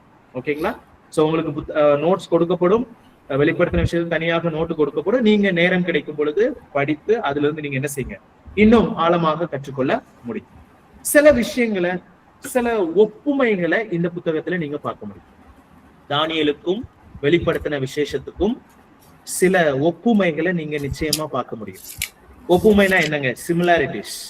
2 புத்தகங்களுக்கும் நடுவே சில ஒப்புமைகளை நீங்க பார்க்க முடியும். நம்பர் 1 என்ன அப்படின்னு பாத்தீங்கன்னா, நீங்க வேதத்தை படிச்சு பார்க்கும்போது உங்க இண்டெக்ஸ் பேஜ், அதாவது பைபிள்ல இருக்கக்கூடிய அந்த பேர்கள்லாம் இருக்குல்ல, ஆதி ஆகமம், யாத்திரை ஆகமம், லேவியர் ஆகமம், எண்ணாகமம், அந்த டைட்டில் வர்ற இடத்துல நீங்க பாத்தீங்கன்னா 27வது புத்தகமாக தானியேலின் புத்தகம் வரும். 27வது புத்தகம். அதே மாதிரி நீங்க புதிய ஏற்பாடுல வெளிப்படுத்தின விஷயத்தை படிச்சு பாத்தீங்கன்னா அதுவும் 27வது புத்தகம். ஓகேங்களா? ஒரு சில ஒப்புமை, எக்ஸ்டர்னலி ஒப்புமை. சோ இது வந்து என்ன இல்ல, ஆவியானவர் அங்கீகரித்ததுனால அப்படிலாம் இல்ல, ஜஸ்ட் ஒரு கம்பாரிசன். 2வது ஒப்புமை என்ன அப்படின்னு பாத்தீங்கன்னா, 2 எழுத்தாளருமே கிட்டத்தட்ட 90 வயதா இருக்கும் பொழுது அல்லது கிட்டத்தட்ட வயதான காலத்துலதான் இந்த சம்பவங்களை என்ன செய்யறாங்க, எழுதுறத நீங்க பாக்கலாம். யோவான பாத்தீங்கன்னா அவர் அதிக வயது மூத்தவராக தான் அவர் மரித்து போனார் எல்லா சீஷர்களிலும். அவருக்கு பாத்தீங்கன்னா வயது முதிர்ந்த ஒரு நபராக இருந்தார். அது மட்டும் இல்ல, தானியேலை பாத்தீங்கன்னா அவரும் கிட்டத்தட்ட நான் முன்னாடியே சொன்னேன் 90 வயது மதிக்கத்தக்கவர். அவர் அந்த டைம் பீரியட்ல இந்த காரியங்களை அவர் எழுதுறதுக்கான விஷயங்கள் இருந்திருக்கும் அப்படின்னு சொல்லிட்டு நாம கருதப்படலாம். அது மட்டும் இல்ல, இன்னொரு கம்பாரிசன் வேதத்துல ரொம்ப அருமையான ஒரு கம்பாரிசன் என்ன அப்படின்னு பாத்தீங்கன்னா, தானியேலை குறித்து தானியேல் 9ஆம் அதிகாரம் 23வது வசனம். 9ஆம் அதிகாரம் 23வது வசனம். நீ மிகவும் பிரியமானவன், நீ மிகவும் பிரியமானவன், டியர்லி பிலவட், மிகவும் பிரியமானவன். இந்த வார்த்தை வந்து தானியேலை பார்த்து ஆவியானவர் நமக்கு வெளிப்படுத்துகிறதை நாம் இங்கே பார்க்கிறோம். அது மட்டும் இல்ல, யோவான் சீஷனை குறித்து நாம சிந்திக்கும் பொழுது யோவான் எழுதுகின அந்த நற்செய்தி நூல்ல நீங்க படிச்சு பாத்தீங்கன்னா யோவான் என்ன சொல்றாரு, அவரை குறித்து என்ன சொல்றாரு? இயேசுவுக்கு அன்பா இருந்த சீஷன், அவருக்கு ஓகே, சோ ஒரு லவ்விங், அன்புக்குரியவன், பிரியமான, ரெண்டு பேருமே ரொம்ப ஒரு டியரான ஒருத்தங்க அப்படின்னு சொல்லிட்டு நீங்க என்ன செய்யலாம்னு சொன்னா பார்க்க முடியும். சோ இது ஒரு கம்பாரிசனாக நீங்க என்ன செய்யலாம், எடுத்துக்கலாம். அது மட்டும் இல்ல, தானியேலும் சரி, இந்த வெளிப்படுத்தின விசேஷமும் சரி, ரெண்டுமே நீங்க பாத்தீங்கன்னா அவர்களுடைய தனிப்பட்ட அந்த அனுபவத்தை அங்க பார்க்க முடியும். இரண்டு பேருக்கும் ஆண்டவர் வெளிப்படுத்துகிறத நீங்க பார்க்கலாம், வெளிப்படுத்துகிறார் தனிப்பட்ட அனுபவம். சோ இந்த அனுபவத்தை அவங்க பெற்றுக்கொள்ளும் போது நீங்க பாத்தீங்கன்னா இரண்டு பேருமே ஆண்டவரை பார்த்த பிற்பாடு தேவனை பார்க்கிறாங்க, கடவுள் அவங்களோடு கூட நேரடியா உரையாடுறாங்க. ரெண்டு பேருமே அவரை பணிந்து கொண்டு தொழுது கொள்கிறதை நீங்க பார்க்க முடியும். ஆண்டவருக்கு நன்றி செலுத்தி துதிக்கிறதை நாம நீங்க பார்க்க முடியும். இன்னொரு விஷயம் நான் இதுல நோட் பண்ண விரும்பக்கூடிய ஒரு விஷயம் என்னன்னு சொன்னா, இந்த முதல் 6 அதிகாரத்துல, இப்ப மறுபடியும் நாம நம்முடைய புத்தகத்துக்கு நேராக நீங்க வந்தீங்கன்னு சொன்னா, முதல் 6 அதிகாரங்கள்ல சில மாற்றங்கள் இருக்கிறத நீங்க பார்க்கலாம். சில மாற்றங்கள் முதல் 6 அதிகாரத்துல நீங்க பாத்தீங்கன்னா என்ன மாற்றம் அப்படின்னு சொன்னீங்கன்னா, வரலாறு நடந்த பிற்பாடு எழுதப்பட்டது. நீங்க முதல் 6 அதிகாரத்துல படிக்கக்கூடிய சம்பவங்களை பாத்தீங்கன்னா அது ஒரு வரலாற்று சம்பவம், அது நடந்ததற்கு அப்புறம் எழுதப்பட்டிருக்கிறது.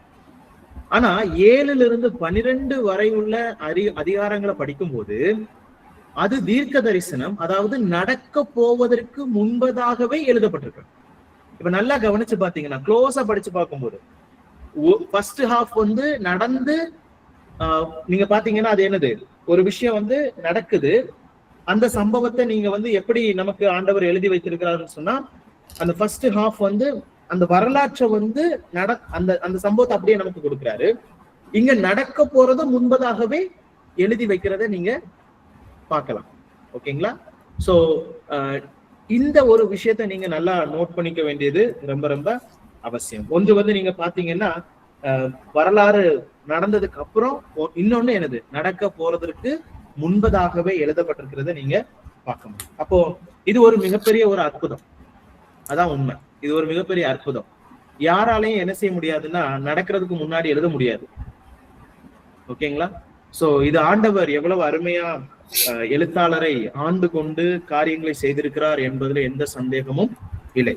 தேவ ஆவியானவராலே வசனங்கள் நமக்கு கொடுக்கப்பட்டிருக்கிறது என்பதை நாம் இதிலிருந்தே அறிந்து கொள்ள முடியும்.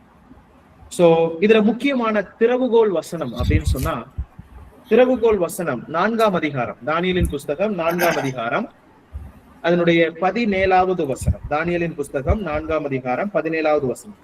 உன்னதமானவர் மனுஷருடைய ராஜ்யத்தில் ஆளுகை செய்து தமது சித்தமானவனுக்கு அதை கொடுத்து மனுஷரில் தாழ்ந்தவனையும் அதன் மேல் அதிகாரி ஆக்குகிறார் என்று நரஜீவன்கள் அறியும்படிக்கு காவலாளரின் தீர்ப்பினால் இந்த காரியமும் பரிசுத்தவான்களின் மொழியினால் இந்த விசாரணையும் தீர்மானிக்கப்பட்டது என்றார்.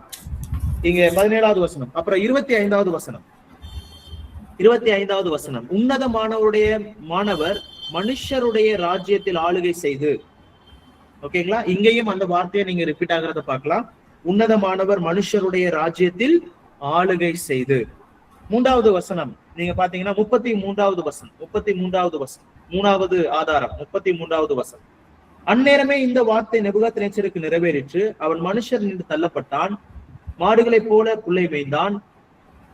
அவனுடைய தலைமயிர் கழுகுகளுடைய இறகுகளைப் போலவும் அவனுடைய நகங்கள் பட்சிகளுடைய நகங்களைப் போலவும் வளரும் மட்டும் அவன் சரீரம் ஆகாயத்து பனியிலே நனைந்தது. அப்படியே தொடர்ந்து நீங்க படிச்சுட்டு வந்தீங்கன்னா அங்கே கர்த்தத்துவம் அல்லது அவருடைய ராஜரிகம், அவர் நித்திய கர்த்தத்துவம் உடையவர், அவருடைய ராஜரிகம் தலைமுறை தலைமுறையாக நிற்கும் அப்படின்னு பார்க்கணும். சோ இதுக்கு முன்னாடி பார்த்ததுலயும் பாத்தீங்கன்னா யாருதான் ஆளுகை செய்யறார் மனுஷருடைய ராஜ்யத்தை? கர்த்தர், உன்னதமானவர் ஆளுகை செய்கிறார், உன்னதமானவர் ஆளுகை செய்கிறார் அப்படின்னு சொல்லிட்டு நீங்க பார்க்க முடியும். ஆக இந்த எல்லா வசனத்திலையுமே உன்னதமானவர் எல்லாவற்றையும் ஆளுகை செய்கிறார் என்பதுதான் ஒரு திறவுகோல் வசனமாக இந்த புத்தகத்துக்கு இருக்கிறது நீங்க பார்க்கலாம். சோ இங்க நீங்க பாத்தீங்கன்னா இந்த ஒரு விஷயம்தான் நீங்க நல்லா நோட் பண்ணி பாருங்க. இந்த புத்தகத்தை படிக்கும்போது எது தானியேலையும் அவனுடைய நண்பர்களையும் அசைக்க முடியாத அளவுக்கு இருந்தது அப்படின்னு கேட்டீங்கன்னா இந்த வசனத்தை தாங்க நான் சொல்லுவேன். ஏன் தெரியுமா? அவங்க மனசுல ஆழமா பதிஞ்ச ஒரு விஷயம் என்னன்னா, என்னுடைய தேவன் சகலவற்றையும் ஆளுகை செய்கிற தேவன், எங்களுடைய தேவன் அவர் எல்லாவற்றையும் ஆண்டு கொள்ளக்கூடிய தேவன். நீங்க அப்போஸ்தலர் நடபடிகள் 1ஆம் அதிகாரத்தை படிச்சு பாத்தீங்கன்னா, 4ஆம் அதிகாரத்தை படிச்சு பாத்தீங்கன்னா, அங்க நீங்க பாத்தீங்கன்னா சுவிசேஷத்தை பிரசங்கித்ததுனால பேதுருவையும் யோவானையும் சிறைச்சாலையில போடுறாங்க முன்னாடி. அப்போ உடனே அவர் என்ன செய்யறாருன்னா, தன்னுடைய கூட்டாளிகளிடத்துல ஜெபிக்கும்படி வேண்டுதல் செய்யறாங்க. அப்ப அவங்க எல்லாரும் ஜெபிக்கிற அந்த ஜெபத்தை நீங்க நல்லா ஆழமா படிச்சு பாத்தீங்கன்னா, இந்த விசுவாசிகளுடைய மனநிலை நல்லா தெரியும். இன்னைக்கு நாம எப்படி ஜெபிக்கிறோம்னு எனக்கு தெரியல, ஆனா இந்த விசுவாசிகள் சரியாக ஜெபித்தார்கள். என்ன ஜெபம் பண்ணாங்க தெரியுமா? அவங்க ஜெபிக்கும் போது ஆண்டவரிடத்துல அணுகக்கூடிய அந்த விதத்தை நீங்க பாத்தீங்கன்னா, கர்த்தர் எல்லாவற்றையும் படைத்தவர், படைப்பின் காரணராக தங்களை என்ன செய்யறாங்கன்னா அவர்கிட்ட போறாங்க. இப்ப பாடுபடும் பொழுது அவங்க மனசுல என்ன தோணுதுன்னா, ஒருவேளை அவங்க நினைச்சிட்டு இருந்தேன்னா 2வது சங்கீதத்தை என்ன செய்யறாங்கன்னா சொல்லி ஜெபம் பண்றதை நீங்க பார்க்கலாம். 4ஆம் அதிகாரத்துல 2ஆம் சங்கீதத்துல சொல்ற காரியங்களை பார்க்கலாம். அப்ப அங்க ராஜாக்களை தள்ளி ராஜாக்களை ஏற்படுத்துறாரு கர்த்தர். ராஜாக்கள் எல்லாருமே இவருக்கு விரோதமா எழும்புறாங்க, ராஜ்யங்கள் எழும்புது. ஆண்டவர் அவர்களை பார்த்து நகைக்கிறார். ஏன்னா அவருடைய கட்டுப்பாட்டுக்குள் தான் எல்லாம் இருக்குது. அவங்க நினைச்சாங்க இயேசு கிறிஸ்துவ ஏரோதுதான் கொலை ஏரோதும் அவருடைய காரியங்கள் அவங்க அங்க இருந்தவங்க தான் கொலை செஞ்சாங்கன்னு நினைக்கிறாங்க. ஆனா உண்மை என்ன?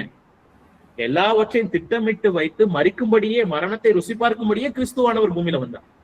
அப்ப இதுல இருந்து நாம புரிந்து கொள்ள விஷயம் என்னன்னா, கர்த்தர் அப்ரோச் பண்ணும்போது அவங்க மனசுல இருந்த ஒரு தெளிவான விஷயம் என்னன்னா, எங்களை அடிக்கிறவங்க எல்லாருமே சாதாரண மனுஷங்க, எங்களை துன்பப்படுத்துறவங்க எல்லாருமே சாதாரண மனுஷங்க, நீர் ஒருவரே எல்லாவற்றையும் படைத்தவர், எல்லாருக்கும் மேலாக ராஜாவாக இருக்கிறீர் அப்படின்னு சொல்லிட்டு அவங்க உணர்கிறத பார்க்கலாம். கர்த்தாவே அப்படிங்கிற வார்த்தை, கர்த்தர் கட்டுப்படுத்த முடியாதவர், the Lord. நீங்க பாத்தீங்கன்னா சோவரின் லார்ட், சர்வ அதிகாரம் உடையவர் என்பதை அவங்க உணர்ந்து ஜெபிக்கிறாங்க. சுவிசேஷம் சொல்லும் போது நமக்கு இந்த எண்ணம் இருக்கணுங்க, நம்மளை யாரு வேணாலும் என்ன வேணாலும் துன்பப்படுத்திட்டு, ஆனா சகலவற்றையும் ஆளுகை செய்கிறவர் நம்முடைய தேவன். தானியேல் ராஜாவுக்கு முன்னாடி பயப்படாம நின்னதுக்கு, அங்க இருக்கிற எல்லாருக்கும் முன்னாடி தைரியமா நின்னதுக்கு காரணம் என்னன்னா இந்த திறவுகோல் வசனம். இந்த திறவுகோல் வசனம் என்ன சொல்லுதுன்னு சொன்னா, எல்லாவற்றையும் ஆளுகை செய்கிறது உன்னதமான தேவன். ராஜ்யங்களை ஏற்படுத்துறது அவர் தான், ராஜ்யங்களை தள்ளுறது அவர் தான். ராஜாக்களுடைய இருதயம் அவருடைய கைகள்ல நீர்கால்கள், இந்த நீர்களை போல, அதாவது நீங்க ரிவர்ஸ் மாதிரி அவர் என்ன செய்யறா, டேர்ன் பண்ணி விடுறதை நீங்க பார்க்கலாம். நீர்கால்களை போல, ஓகே, நீர்கால்களை போல இருக்குது. அது அவர் என்ன செய்யறாருன்னா தமக்கு இஷ்டமான வழியில அவர் என்ன செய்யற நடக்கிறார். இந்த புத்தகத்துல அதெல்லாம் நடந்ததை நீங்க பார்க்க முடியும். அப்போ ஒரு ராஜாவுக்கு முன்னாடி நிற்கும் போது இந்த உலக ராஜாவை பார்த்து இவங்களுக்கு எல்லாம் பயம் வரும்னு நீங்க நினைக்கிறீங்க? எப்படி நின்றுப்பாங்க பாருங்க, எவ்வளவு தைரியத்தோட நின்றுப்பாங்க. நமக்கு இந்த தைரியம் நிச்சயம் அவசியம். இன்னைக்கு அதனாலதான் மனிதர்களுக்கு முன்னாடி நாம என்ன செய்யறோம்னா சில நேரங்கள்ல பயப்படுகிறோம். சோ நாம கற்றுக்கொள்ள போகிற இந்த தீர்க்க தரிசன புத்தகமானது, இதை கற்றுக்கொள்ளுகிறவர்களும் பாக்கியவான்கள், கற்றுக் கொடுக்கிறவர்களும் பாக்கியவான்கள், இதை வாசிக்கிறவங்க பாக்கியவான்கள் அப்படின்னு சொல்லிட்டு வெளிப்படுத்தின விசேஷம் 1ஆம் அதிகாரத்துல நீங்க பார்க்கலாம். சோ நாம பாக்கியவான்களாக இருக்கிறோம். சோ நாம இதை படிக்கணும். ஏன் தெரியுமா? இந்த தீர்க்கதரிசன புத்தகங்களை அப்ரிஷியேட் பண்றது, கிறிஸ்துவும் கூட இதை சொல்றதை நீங்க பார்க்க முடியும். எங்க அப்படின்னு பாத்தீங்கன்னா, உங்களுக்கு உதாரணத்துக்கு லூக்கா 24ஆம் அதிகாரம், லூக்கா 24ஆம் அதிகாரம், லூக்கா 24ஆம் அதிகாரம், அதனுடைய 27வது வசனம். மோசே முதலிய சகல தீர்க்கதரிசிகளும் எழுதின வேத வாக்கியங்களை எல்லாவற்றிலும் தம்மை குறித்து சொல்லியவைகளை அவர்களுக்கு விவரித்து காண்பித்தார். எம்மாவு ஊருக்கு போற அந்த நபர்களிடத்துல இங்க இயேசு கிறிஸ்து, உயிர்த்தெழுந்த கிறிஸ்துவானவர் தம்மை குறித்து சொல்லிய மோசே முதலிய சகல தீர்க்கதரிசி, சகல அப்படிங்கிற வார்த்தை இந்த தீர்க்கதரிசன புத்தகத்தையும் உள்ளடக்குகிறது. ஆக இங்க பாத்தீங்கன்னு சொன்னா இதை படிக்கக்கூடிய நாம் பாக்கியவான்களாக இருக்கிறோம். இது நமக்கு உற்சாகம் அளிக்கக்கூடிய ஒன்றாக இருக்கிறது. பேதுருவும் தன்னுடைய நிருபத்துல இதை சொல்றதை நீங்க பார்க்க முடியும். 1ஆம் அதிகாரத்துல அவருடைய அனுபவத்தை அவர் சொல்றதை நீங்க பார்க்க முடியும். சோ இந்த புத்தகத்தை நீங்க படிக்கும் பொழுது இதை நாம் மனதிலே நிறுத்தி கொள்ள வேண்டியது அவசியம். சோ இந்த கான்சியஸ்னஸ் நமக்கு வேணும். தேவன் எல்லாவற்றையும் ஆளுகை செய்கிறார். இதுதான் இந்த புத்தகத்தினுடைய மையமாக இருக்கிறது. ஓகேங்களா? சோ இப்படியே முதலாம் அதிகாரத்துக்கு வரலாம். சாப்டர் 1. ஓரளவுக்கு உங்களுக்கு பேக்ரவுண்ட் கிடைச்சிருக்கும்னு நம்புறேன். சோ பின்னணி, இவ்வளவு நேரம் நாம பின்னணி தான் நாம பார்த்தோம். இப்ப சாப்டர் 1. இந்த சாப்டர் 1 அப்படிங்கிறது ஏதாவது ஷார்ட் பிரேக் ஏதாவது இருக்கா? இல்ல தேவைப்பட்ட எடுத்துக்கலாம், அப்படி இல்லைன்னா கண்டினியூ பண்ணலாம். ஸ்டூடெண்ட்ஸ்க்கு வேணுமான்னு கேட்கோங்க. ஸ்டூடெண்ட்ஸ் வேணுமா? இல்ல சார், வேண்டாம். ஓகே. சோ சாப்டர் 1 1ஆம் அதிகாரத்துக்கு நேராக வந்தீங்கன்னா நீங்க பல தலைப்புகள் உங்களுக்கு ஏத்த மாதிரி நீங்க கொடுத்துக்கலாம். சோ ஒரு வாலிபர்களா இவங்க சந்தித்த அந்த பிரச்சனைகள், ட்ரையல்ஸ், சோதனைகளை நீங்க இங்க பார்க்க முடியும். சாப்டர் 1 இது கிட்டத்தட்ட அவங்க 16 வயதுல இருந்து 19 வயது வரைக்கும் இருந்த காலகட்டத்துல நடந்த சம்பவம். அவங்க டீனேஜர்ஸா இருக்கும்போது 16, 17, 18, 19 டீனேஜ். இந்த டீனேஜ்ங்கிறது சாதாரண ஒரு ஏஜே கிடையாது. அது இங்க இருக்கிற எல்லாருக்குமே தெரியும். எல்லாருமே கடந்து வந்திருப்பீங்க. எத்தனையோ போராட்டங்களை இந்த வயசுல நாம சந்திச்சிருப்போம். எத்தனையோ தவறான முடிவுகளை இந்த வயதுல நாம எடுத்திருப்போம். விழுந்து எழுந்திருப்போம், பட்டு திருந்திருப்போம். சரியா எடுக்காததுனால பல கஷ்டங்களை இப்போ நாம அனுபவிச்சுட்டு இருந்திருப்போம். அன்னைக்கு தவறா எடுத்த ஒரு முடிவுனால இன்னைக்கு பசங்களை கேட்டீங்கன்னா எந்த கோர்ஸ் எடுக்கணும்னு தெரியாது. இந்த வயசுல எங்க போகணும்னு தெரியாது. டாக்டர் ஆகணுமா, நான் எடுத்தது இன்ஜினியருக்கா இருக்கும். அவங்களுக்கே ஒரு குழப்பம், என்ன ஆக போறோம்னு தெரியாது. இப்ப டாக்டர்னுவா, அப்புறம் கொஞ்ச நாள் ஊழியக்காரன் ஆக போறேன்னுவான். சோ ஒரு குழப்பமான, இங்க ஒரு கால் அங்க ஒரு கால், இப்படிப்பட்ட ஒரு மனநிலை தான். ஆனா ஒரு விஷயத்த மறந்துடக்கூடாது. இந்த வயசுல எடுக்கக்கூடிய தீர்மானம், அதாவது ஒரு டீனேஜர் அந்த பருவத்துல எடுக்கக்கூடிய தீர்மானங்கள், நீங்க எப்படி 90 வயசுலயும் சரி 80 வயசுலயும் சரி உங்களுக்கு வரப்போகிற எல்லா அசாத்தியமான சோதனைகளை எப்படி ஹேண்டில் பண்ண போறீங்க அப்படிங்கிறத இந்த வயசு தான் நிர்ணயிக்கும். நல்ல உதாரணம் தானியேல். இப்ப வயசு என்ன? இந்த முதலாம் அதிகாரத்துல 19ல இருந்து 16ல இருந்து 19 வரைக்கும் மனசுல வச்சுக்கோங்க. இப்ப இதே தானியேல் 90 வயதுலயும் சில அனுபவத்தை அவர் சந்திக்கிறார். சிலையை என்ன செய்யக்கூடாது, நமஸ்கரிக்கணும். அப்ப அவர் என்ன செய்யறாருன்னா, எங்களால முடியாது அப்படிங்கறத சொல்றாரு. கொஞ்சம் போட்டாலும் எங்களுக்கு பரவாயில்ல, அவர் எங்களை காப்பாற்ற அவருக்கு முடியும். ஆனாலும் நாங்க என்ன செய்ய மாட்டோம், அவர் எங்களை காப்பாற்றாம போனாலும் நாங்க உண்மையா இருப்போம் அப்படிங்கிறத சொல்றாரு. நாங்க அடிபணிய மாட்டோம் அப்படிங்கிறத சொல்றாரு. அப்போ இந்த ஸ்டார்டிங் ஏஜ்ல எடுக்கக்கூடிய தீர்மானங்கள் அவங்க முடிவு பரியந்தமும் அவங்களுக்கு எப்படிப்பட்டதா இருக்கும்னு சொன்னா ரொம்ப முக்கியமான ஒரு ஃபவுண்டேஷனை கொடுக்கும். ஒருவேளை உங்களுக்கு டீனேஜ்ல பிள்ளைங்க இருப்பாங்கன்னு சொன்னா சரியான தீர்மானங்களை வேதத்தின் அடிப்படையில எடுக்க கற்றுக் கொடுக்க வேண்டும். சோ இந்த உலகமானது மிகவும் அழுத்தமான ஒரு உலகம் என்பதை நீங்க மறந்துவிட கூடாது. அப்ப இங்க நீங்க பாத்தீங்கன்னா 3 விஷயங்களை இந்த அதிகாரத்துல பார்க்கலாம். ஒன்று, தானியேலை சுற்றி இருந்த சில ஸ்ட்ரேஞ்சான ஒரு காரியங்கள், அவரை சுற்றி நடந்த சில ஏற்றுக்கொள்ள முடியாத அழுத்தம் நிறைந்த சூழ்நிலையை நீங்க பார்க்கலாம். எங்க 1லிருந்து 7 வரை உள்ள வசனங்கள் அதை நீங்க படிக்க முடியும். சோ இந்த 7 வசனங்கள் வரைக்கும் நீங்க நல்லா பாத்தீங்கன்னா இந்த தானியேலை குறித்து நம்ம நிறைய விஷயங்களை பார்க்கலாம். தானியேல் எப்படிப்பட்டவரா இருந்தாரு? 3வது வசனம், அப்பொழுது இஸ்ரவேல் புத்திரருக்குள்ளே ராஜகுலத்தார்களிலும் துறை மக்களிலும் யாதொரு மாசும் இல்லாதவர்களும் அழகானவர்களும் சகல ஞானத்திலும் தேறினவர்களும் அறிவில் சிறந்தவர்களும் கல்வியில் நிபுணரும் ராஜாவின் அரண்மனையில் சேவிக்க திறமையுள்ளவர்களும் ஆகிய சில வாலிபரை கொண்டு வரவும் அப்படின்னு வாசிக்கிறோம். இப்ப தானியேலை குறிச்சு நீங்க தனியா யோசிச்சு பாத்தீங்கன்னா, அவர் ஒரு ராஜ குலத்துல வந்த ஒரு மனிதனாக இருக்கிறாரு. அவருக்கு எல்லா தகுதியுமே இருக்கு, ஞானம் இருக்கு, எல்லா விதத்திலயுமே தேறினவர். அதைத்தான் நாம இங்க பார்க்கணும். சோ இப்படிப்பட்ட ஒரு வாலிபனர், இப்ப நீங்க படிச்சு பாருங்க, அவரு தன்னுடைய சொந்த ஊர்ல இருந்திருந்தா அவருடைய நிலைமை வேற என்னவாகவே இருந்திருக்கும். ஓகேங்களா? சோ எவ்வளவு ஒரு டாப்ல போகணும்னாலும் அவர் என்ன செஞ்சிருக்கலாம்னு சொன்னா நிச்சயமா அந்த பொசிஷன் அச்சீவ் பண்ணி இருந்திருக்க முடியும். ஆனா திடீர்னு இந்த வயசுல அவங்களுக்கு வந்த ஒரு பெரிய விஷயம் என்னன்னா, 16 வயசுல இப்ப அடிமைகளா சொந்த ஊரை விட்டுட்டு போகிற ஒரு நிலைமைக்கு அவங்க தள்ளப்படுறாங்க. இது அவர் எதிர்பாராத ஒரு சூழல். இது அவர் எதிர்பார்த்திருக்கவே மாட்டார். இந்த ஸ்ட்ரேஞ்ச் சிச்சுவேஷன் அவர் எதிர்பார்த்திருக்கவே மாட்டார். ஒரு ட்ராமான்னு சொல்லுவாங்கல்ல, சோ இது எதிர்பார்க்காத ஒரு சூழ்நிலை. அந்த மயக்கத்துல இருந்து வெளியில வர முடியாத அளவுக்கு தான் அவருக்கு என்ன இருந்திருக்குன்னு சொன்னா அந்த வயசுல இருந்திருக்கும். என் கூட நீங்க யோசிச்சு பாருங்க. எல்லா தகுதியும் இருக்கு, ரத்தத்துல ராஜகுல ரத்தம் ஓடுது, படிப்பு இருக்கு, நல்ல ஒரு குட் லுக்கிங் இருக்கு, எஜுகேஷன் இருக்கு, எல்லா ஃபீச்சர்ஸும் அவருடைய வாழ்க்கையில எல்லா கேரக்டரிஸ்டிக்ஸும் இருக்கு. அப்ப இது எல்லாமே இருந்தும் நல்லா கவனிச்சு பாத்தீங்கன்னா திடீர்னு ஊரை காலி பண்ணி கூட்டு போற மாதிரி, ஒரு அடிமைகளா கொண்டு போற மாதிரி. அப்ப இங்க அவருக்கு நடக்கக்கூடிய அந்த சூழலை நீங்க கொஞ்சம் யோசிச்சு பாருங்க. இந்த சமயத்துலதான் 1ஆம் வசனம் வாசிக்கிறோம். யூதாவின் ராஜாவாகிய யோயாக்கீம் அரசாண்ட 3ஆம் வருஷத்திலே பாபிலோனின் ராஜாவாகிய நெபுகத்நேச்சார் எருசலேமுக்கு வந்து அதை முற்றுகை போட்டார். 2வது வசனம், அப்பொழுது ஆண்டவர் யூதாவின் ராஜாவாகிய யோயாக்கீமையும் தேவனுடைய ஆலயத்தின் பாத்திரங்களில் சிலவற்றையும் அவன் கையில் ஒப்பு கொடுத்தார்.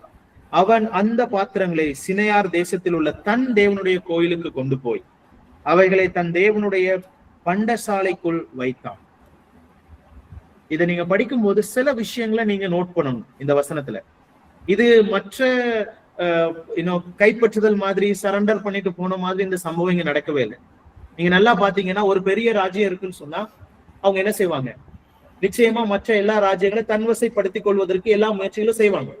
ஆனா இங்க நடந்த சம்பவம் ரொம்ப யூனிக்கான சம்பவம். முதல் 2 வசனத்துல நீங்க நல்லா படிச்சு பாத்தீங்கன்னா இங்க நடக்கிறது சாதாரண விஷயமே கிடையாது. இது எல்லா இடத்துலயும் நடக்கிற மாதிரி ஒரு சம்பவமா இந்த வரலாறு நடக்கல. இது ஒரு அன்யூஷுவலான வரலாறு. ஏன் அப்படின்னு பாத்தீங்கன்னா நெபுகத்நேச்சர் வராரு, வந்து அவர் தன்னுடைய அதாவது தேவனுடைய பிள்ளைகளையும் தேவனுடைய நகரத்தையும் வந்து முற்றுகை போடுறாரு. இப்ப உங்களுக்கு கேள்வி வரலாம், ஏன் தேவன் இதை அனுமதிக்கிறார், ஏன் தம்முடைய பிள்ளைகளுக்கு இந்த காரியங்களை அனுமதித்தார் அப்படின்னு ஒரு கேள்வி வரும். இன்னைக்கு நம்ம வாழ்க்கையில கூட இந்த கேள்வி இருக்கும். ஏன் வாழ்க்கையில கஷ்டம், நான் ஏன் இவ்வளவு கஷ்டத்தை அனுபவிக்கணும், கர்த்தர் எல்லாத்தையும் பார்த்துட்டு இருக்கிறாரே, துன்மார்க்கன் நல்லா இருக்கானே, இப்பெல்லாம் எண்ணங்கள் வரலாம். இப்ப இங்க படிக்கும்போது நீங்க பாத்தீங்கன்னா எருசலேம் கர்த்தருடைய நகரமாச்சே, இஸ்ரவேலர்கள் கர்த்தருடைய பிள்ளைகளாச்சே, பின்ன ஏன் தேவன் இதை அனுமதித்தான், பின்ன ஏன் அனுமதித்தார், இதை நீங்க யோசிக்கணும். இங்க பாத்தீங்கன்னா ஏதோ நெபுகத்நேச்சர் வந்து அவரே வந்து கைப்பற்றிட்டு போனதா நாம வாசிக்கல. வேதம் தெளிவா சொல்லுது, கர்த்தர் அவனுடைய கையில் இந்த தேசத்தை ஒப்பு கொடுத்தாருன்னு வாசிக்கிறோம். அப்ப இங்க தெய்வீக திட்டம் இல்லாமல் அவன் கைப்பற்றவில்லை. நீங்க மத்த இடத்துல எல்லாம் படிச்சு பாத்தீங்கன்னா சில ராஜாக்கள் வந்து அடிச்சு சண்டை போட்டு ஈஸியா தூக்கிட்டு போயிடுவாங்க, கஷ்டப்பட்டு போர்லாம் செஞ்சு தூக்கிட்டு போறதா பார்க்கலாம். இங்க வசனம் அழுத்த திருத்தமா சொல்லுது. அழுத்த திருத்தமா என்ன சொல்லுதுன்னு சொன்னா அவன் கையில் ஒப்பு கொடுத்தார். நீங்க பாத்தீங்கன்னா அவன் கையில் ஒப்பு கொடுத்தார் அப்படின்னு சொல்லிட்டு பாக்குறோம். யார்? ஆண்டவர். அப்ப இது சம்திங் ஸ்ட்ரேஞ்ச். ஏன் இதை கர்த்தர் அனுமதித்தார்? நீங்க நல்லா பாத்தீங்கன்னா எந்த டிஃபென்ஸும் பண்ணல, அவங்க எதிர்த்து நிக்க முடியல, ரெசிஸ்ட் பண்ணல. ஆனா ஆண்டவர் அவங்களுடைய கைகள் என்ன செய்தார்னா கொடுத்தார். ஒரு விஷயத்த நீங்க நல்லா ஞாபகத்துக்கு வச்சுக்கணும்.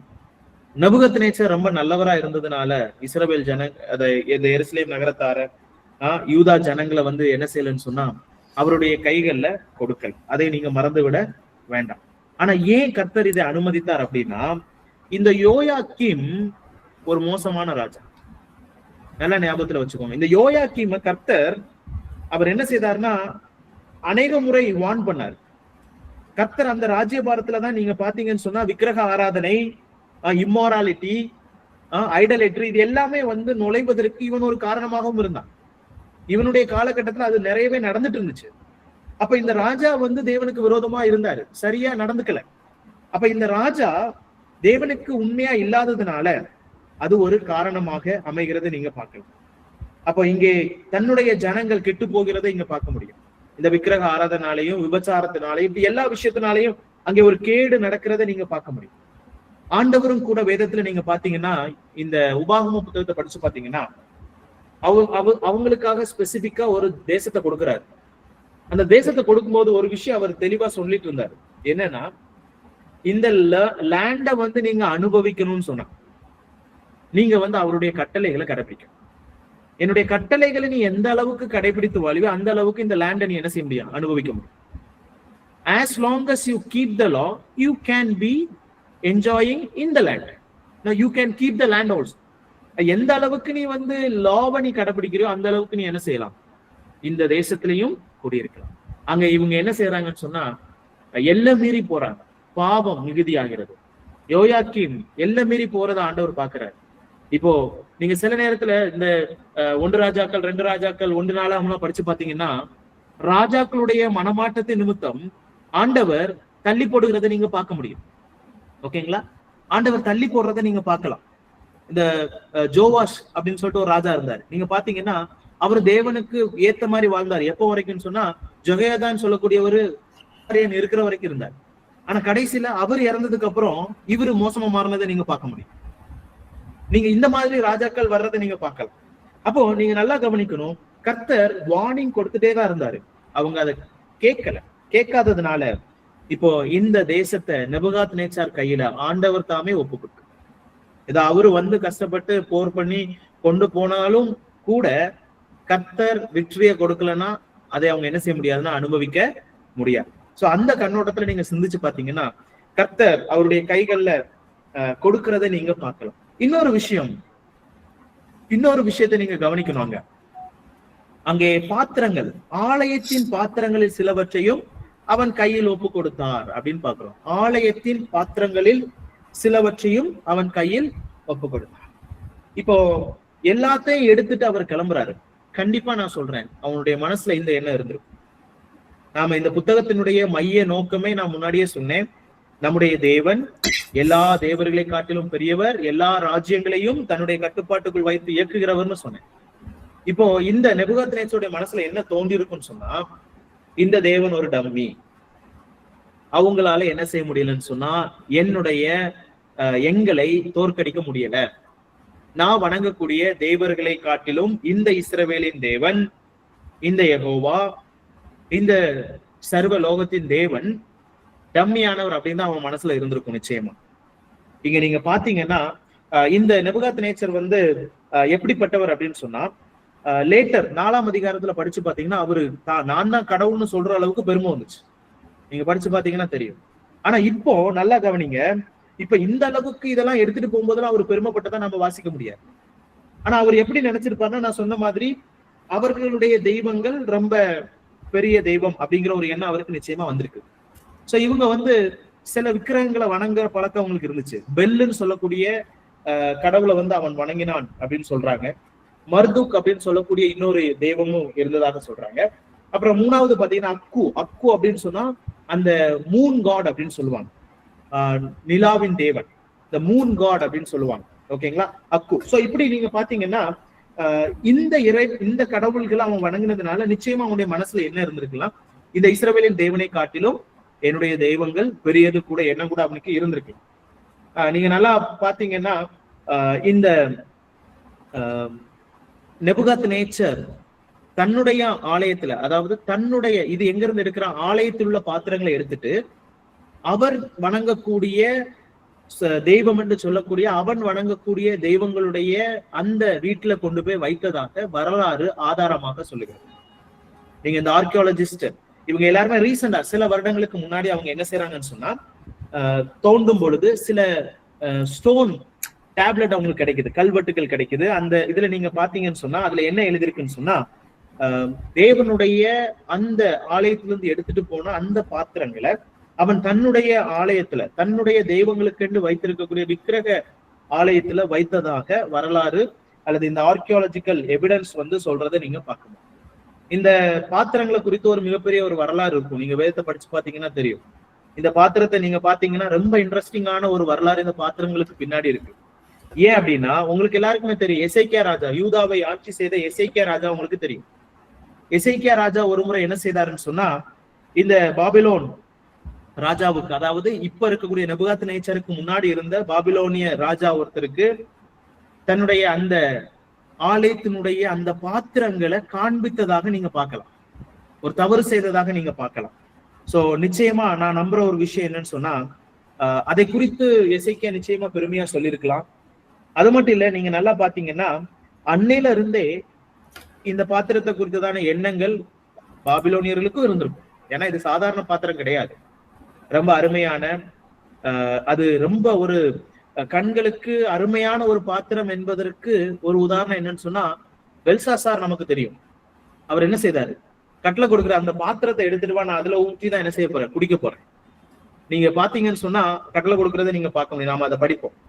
அப்போ நல்லா ஞாபகம் வச்சுக்கோங்க, இவங்களுடைய கண்களுக்கு அந்த பாத்திரம் ரொம்ப ஒரு ஃபேசினேட்டிங், ஒரு முக்கியமான ஒன்றாக அவங்களுக்கு தெரிந்திருக்க வாய்ப்பு இருக்கு. மேபி அந்த ராஜாக்களுடைய டைம்ல இருந்தே, எசேக்கியா காண்பித்த அந்த நேரத்துல இருந்தே மேபி பாபிலோனியர்களுக்குள்ள இந்த டாக் இருந்திருக்கலாம். என்ன டாக்? அங்க ஒரு ஸ்பெஷலான ஒரு ஐட்டம் இருக்கு, ஒரு பாத்திரம் இருக்கு. சோ இப்படி அவங்களுடைய பெருமைகளை கண்டிப்பா வந்து அது பாஸ் டவுன் பண்ணி வந்திருக்க வாய்ப்புகள் இருக்கு. நான் வாய்ப்புகள் இருக்குன்னு சொல்றேன். சோ இங்க நீங்க நல்லா பாத்தீங்கன்னு சொன்னா இன்னும் கொஞ்ச நேரத்துல ஒரு சில டைம் பீரியட்ல அப்புறம் அந்த பெல்சாசர் வரும்போது அந்த ஒரு திருவிழால அவங்க கூட என்ன செய்யறாங்கன்னு சொன்னா இந்த காரியத்தை அவன் தவறாக பயன்படுத்துகிறத நீங்க பார்க்கலாம், இந்த ஆலயத்தினுடைய பாத்திரங்கள். அப்ப இங்க நீங்க நல்லா கவனிச்சு பாருங்க, எந்த ஒரு மிஸ்டேக் அப்படின்னு சொல்லி இவர்கிட்ட சொன்னா மேபி இவர் வந்து கொஞ்சம் பெருமிதமாக இருந்திருக்கலாம் அப்படிங்கிறத நாம இங்க பார்க்கலாம். சோ இப்போ இவர் என்ன செய்யறாருன்னா பாத்திரத்தை மட்டும் எடுக்கல, நல்ல ஞானம் வாய்ந்த வாலிபர்களையும் ராஜகுலத்தை சார்ந்தவர்களையும் தன்னோடு கூட கூட்டிட்டு போறதை நீங்க பார்க்கலாம். சோ இந்த பாபிலோன் அப்படிங்கிற தேசத்துலதான் உங்களுக்கு தெரியும் டவர் ஆஃப் பாபேல் கோபுரம் அப்படின்னு சொல்லிட்டு நாம பழைய ஏற்பாடுல வாசிக்கிறோம். இங்கதான் கட்டினதா சொல்றாங்க. ஏன் அப்படின்னா அவங்க ஒரு கோபுரம், நீண்ட கோபுரம் கட்ட ஆசைப்பட்டதனுடைய அர்த்தம் என்னன்னா, இந்த பாபிலோனியர்கள் வந்து இந்த அஸ்ட்ராலஜர்ஸ், இந்த நிலாவை பார்த்து நட்சத்திரத்தை பார்த்து இந்த குறி சொல்லுவாங்கல்ல, சோ இந்த மாதிரி ஒரு ஹேபிட் அவங்களுக்கு இருந்துச்சான். அப்ப இந்த கோபுரத்துல இருந்து அவங்க ட்ரை பண்ண விரும்புறது என்னன்னா, மேபி மூன் கடவுளையும் அக்குன்னு சொல்லக்கூடிய மூன் கடவுளை வணங்குவதற்காக அவங்க அதிக முக்கியத்துவம் கொடுத்து அதை பண்றதா அவங்க அப்படி சொல்றாங்க. அது மட்டும் இல்ல, இந்த பாபிலோன் சாதாரண ஊர் கிடையாது, இது அதிசயங்களை ஒன்று இங்க நாம இருக்கிறதாக நாம பார்க்க முடியும். அது மட்டும் இல்ல, நீங்க பாத்தீங்கன்னா இப்போ இந்த வாலிபர்கள் வந்து இந்த நெபுகத்நேச்சருடைய அருமை பெருமையை பார்க்கும்போது இப்போ வாயடைத்து போய் நிக்கிற நிலைமையில தான் நிற்பாங்க. சோ இப்படிப்பட்ட ஒரு சூழல்ல அவர் இருக்கும் பொழுது இந்த ராஜா என்ன செய்யறா, தன்னை சுற்றி திறமை வாய்ந்த வாலிபர்களை கொண்டு வந்து தனக்கென்று பணி செய்வதற்காக அவர்களுக்கு தேவையான ட்ரைனிங் கொடுக்கணும்னு சொல்லிட்டு முன் வர்றதை நீங்க பார்க்கலாம். இப்போ IAS மாதிரி BAS அப்படின்னு சொல்லலாம், பாபிலோனியன் அட்மினிஸ்ட்ரேட்டிவ் சர்வீஸ். இங்க நீங்க பாத்தீங்கன்னா இந்த பாபிலோன் தேசத்துல இவர்களுக்கு தேவையான ட்ரைனிங் கொடுக்கப்படுறத நீங்க பார்க்க முடியும். சோ அந்த ட்ரைனிங் கொடுக்கறதுக்கு முன்னாடி நீங்க நல்லா பாத்தீங்கன்னா இந்த வாலிபர்களை பிரெயின் வாஷ் பண்றதை நீங்க நல்லா பார்க்க முடியும். இந்த வாலிபர்களை வந்து பிரெயின் வாஷ் பண்றாங்க. எப்படி பிரெயின் வாஷ்? இன்டைரக்டா நீங்க நல்லா பாத்தீங்கன்னா அவர்களுக்கு என்னென்ன சொல்லி கொடுக்கணும் அப்படிங்கறத 4வது வசனத்துல பாக்குறோம். அவர்களுக்கு கல்தேயரின் எழுத்தையும் பாஷையும் கற்றுக் கொடுக்கவும் ராஜா தன் பிரதானிகளின் தலைவனாகிய அஸ்பேனாசுக்கு கற்பித்தார். ராஜா தான் உண்ணும் போஜனத்திலேயும் தான் குடிக்கும் திராட்சரசத்திலேயும் தினம் ஒரு பங்கை அவர்களுக்கு நியமித்து அவர்களை 3 வருஷம் வளர்க்கவும் அதன் முடிவிலே அவர்கள் ராஜாவுக்கு முன்பாக நிற்கும்படி செய்யவும் கட்டளையிட்டான். அவர்களுக்குள் யூதா புத்திரராகிய தானியேல், அனனியா, மீஷாவேல், அசரியா என்பவர்கள் இருந்தார்கள். பிரதானிகளின் தலைவன் தானியேலுக்கு பெல்சாசார் என்றும், அனனியாவுக்கு சாத்ராக் என்றும், மீஷாவேலுக்கு மேசாக் என்றும், அசரியாவுக்கு ஆபேத்நேகோ என்றும் மறுபெயரிட்டான். நீங்க நல்லா கவனிச்சு பாத்தீங்கன்னா அவர்களை சுற்றி நடக்கக்கூடிய எதிர்பாராத சம்பவத்தை தான் நம்ம பார்த்துட்டு இருக்கோம். இவங்களை நாடு மட்டும் கடத்தல, அவங்களுடைய மனதை வந்து மாற்றுவதற்கான முயற்சிகளும் இங்க எடுக்கப்படுது. எப்படி அப்படின்னு பாத்தீங்கன்னா அவங்களுக்கு என்னென்ன எஜுகேஷன், நம்முடைய நாட்டை சார்ந்த எஜுகேஷன்ஸ் அவங்களுக்கு கொடுக்கப்படுது. அது மட்டும் இல்ல, இந்த மனுஷன் இன்னொரு விஷயத்த ரொம்ப கிளவரா பண்றதை நீங்க பார்க்க முடியும். நீங்க நல்லா படிச்சு பாத்தீங்கன்னா பெயர் மாற்றம். பெயரை ஏன் மாற்றுறாரு அப்படின்னு பாத்தீங்கன்னா அங்க இருந்து கூட்டிட்டு வந்து ஊரை மறக்கணும், இந்த குடும்பத்தை மறக்கணும், ஜனங்களை மறக்கணும், புதிய ஒரு படிப்பு அவங்களுக்கு கிடைக்கணும். இதெல்லாம் ஒரு பக்கம் இருந்தாலும் பெயரும் மாற்றப்படுது. ஏன்? என்னவா இருக்கும்? ஏன் பெயர் மாற்றப்படுது? யாராவது சொல்லலாமா? ஏன் பெயர் மாற்றப்படுது? Hello, excuse me sir. அவங்களுடைய தேவனுடைய பெயரை வைக்கிறாங்க சார். இஸ்ரவேல தேவனுடைய பெயரை மறக்கடிச்சு அவங்களுடைய தேவனுடைய பெயரை வந்து வைக்கிறாங்க. ஓகே, என்னவா காரணம் இருக்கும் பெயர் மாத்துறாங்க? அடையாளத்தை மாத்துறாங்க. உச்சரிக்கணும், அடையாளத்தை மாத்தணும். ஓகே, நீங்க சொல்ற எல்லாமே இதுல உள்ளடங்கும். ஒரு விஷயத்த நல்லா அப்சர்வ் பண்ணி பாத்தீங்கன்னா அவங்க பெயர்ல கூட பாத்தீங்கன்னா இஸ்ரவேலின் தேவனுடைய நாமம் உச்சரிக்கப்படுறதை நீங்க பார்க்கலாம். இவன் தானியேல்னு கூப்பிட்டா யார் ஞாபகம் வருவா? அவங்களுடைய இறைவன் ஞாபகம் வருவாரு. தானியேல் மட்டும் இல்ல, நீங்க நல்லா பாத்தீங்கன்னு சொன்னா அங்க அனனியான்னு சொன்னா அதுக்கும் அவருடைய இறைவனுடைய ஞாபகம் வருவதற்கு வாய்ப்புகள் உண்டு. மிஷாவேல் என்று சொன்னாலும் ஞாபகம் வருவதற்கு வாய்ப்பு உண்டு. அசரியா என்று சொன்னாலும் ஞாபகம் வருவதற்கான வாய்ப்புகள் உண்டு. சோ உங்களுக்கு அதனுடைய பேர் தெரியும். வேதாகமத்துல எல் ஏஇஎல் அப்படின்னு சொன்னா டேனியல், ஏல் அப்படின்னு சொல்லக்கூடிய வார்த்தை காட் என்ற அர்த்தம். சோ ஜிஓடி காட் அப்படின்னு உங்களுக்கு தெரியும்.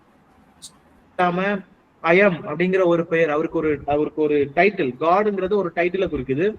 அவருக்கு ஒரு பெயரும் கொடுக்கப்பட்டிருக்கு, யாவே அப்படின்னு சொல்லிட்டு, யெகோவா, ஜெகோவா அப்படிங்கிற பெயரும் வேதத்துல யாத்ராகமம் 3ஆம் அதிகாரத்துல மோசேக்கு ஆண்டவர் வெளிப்படுத்துகிறத நீங்க பார்க்கலாம்.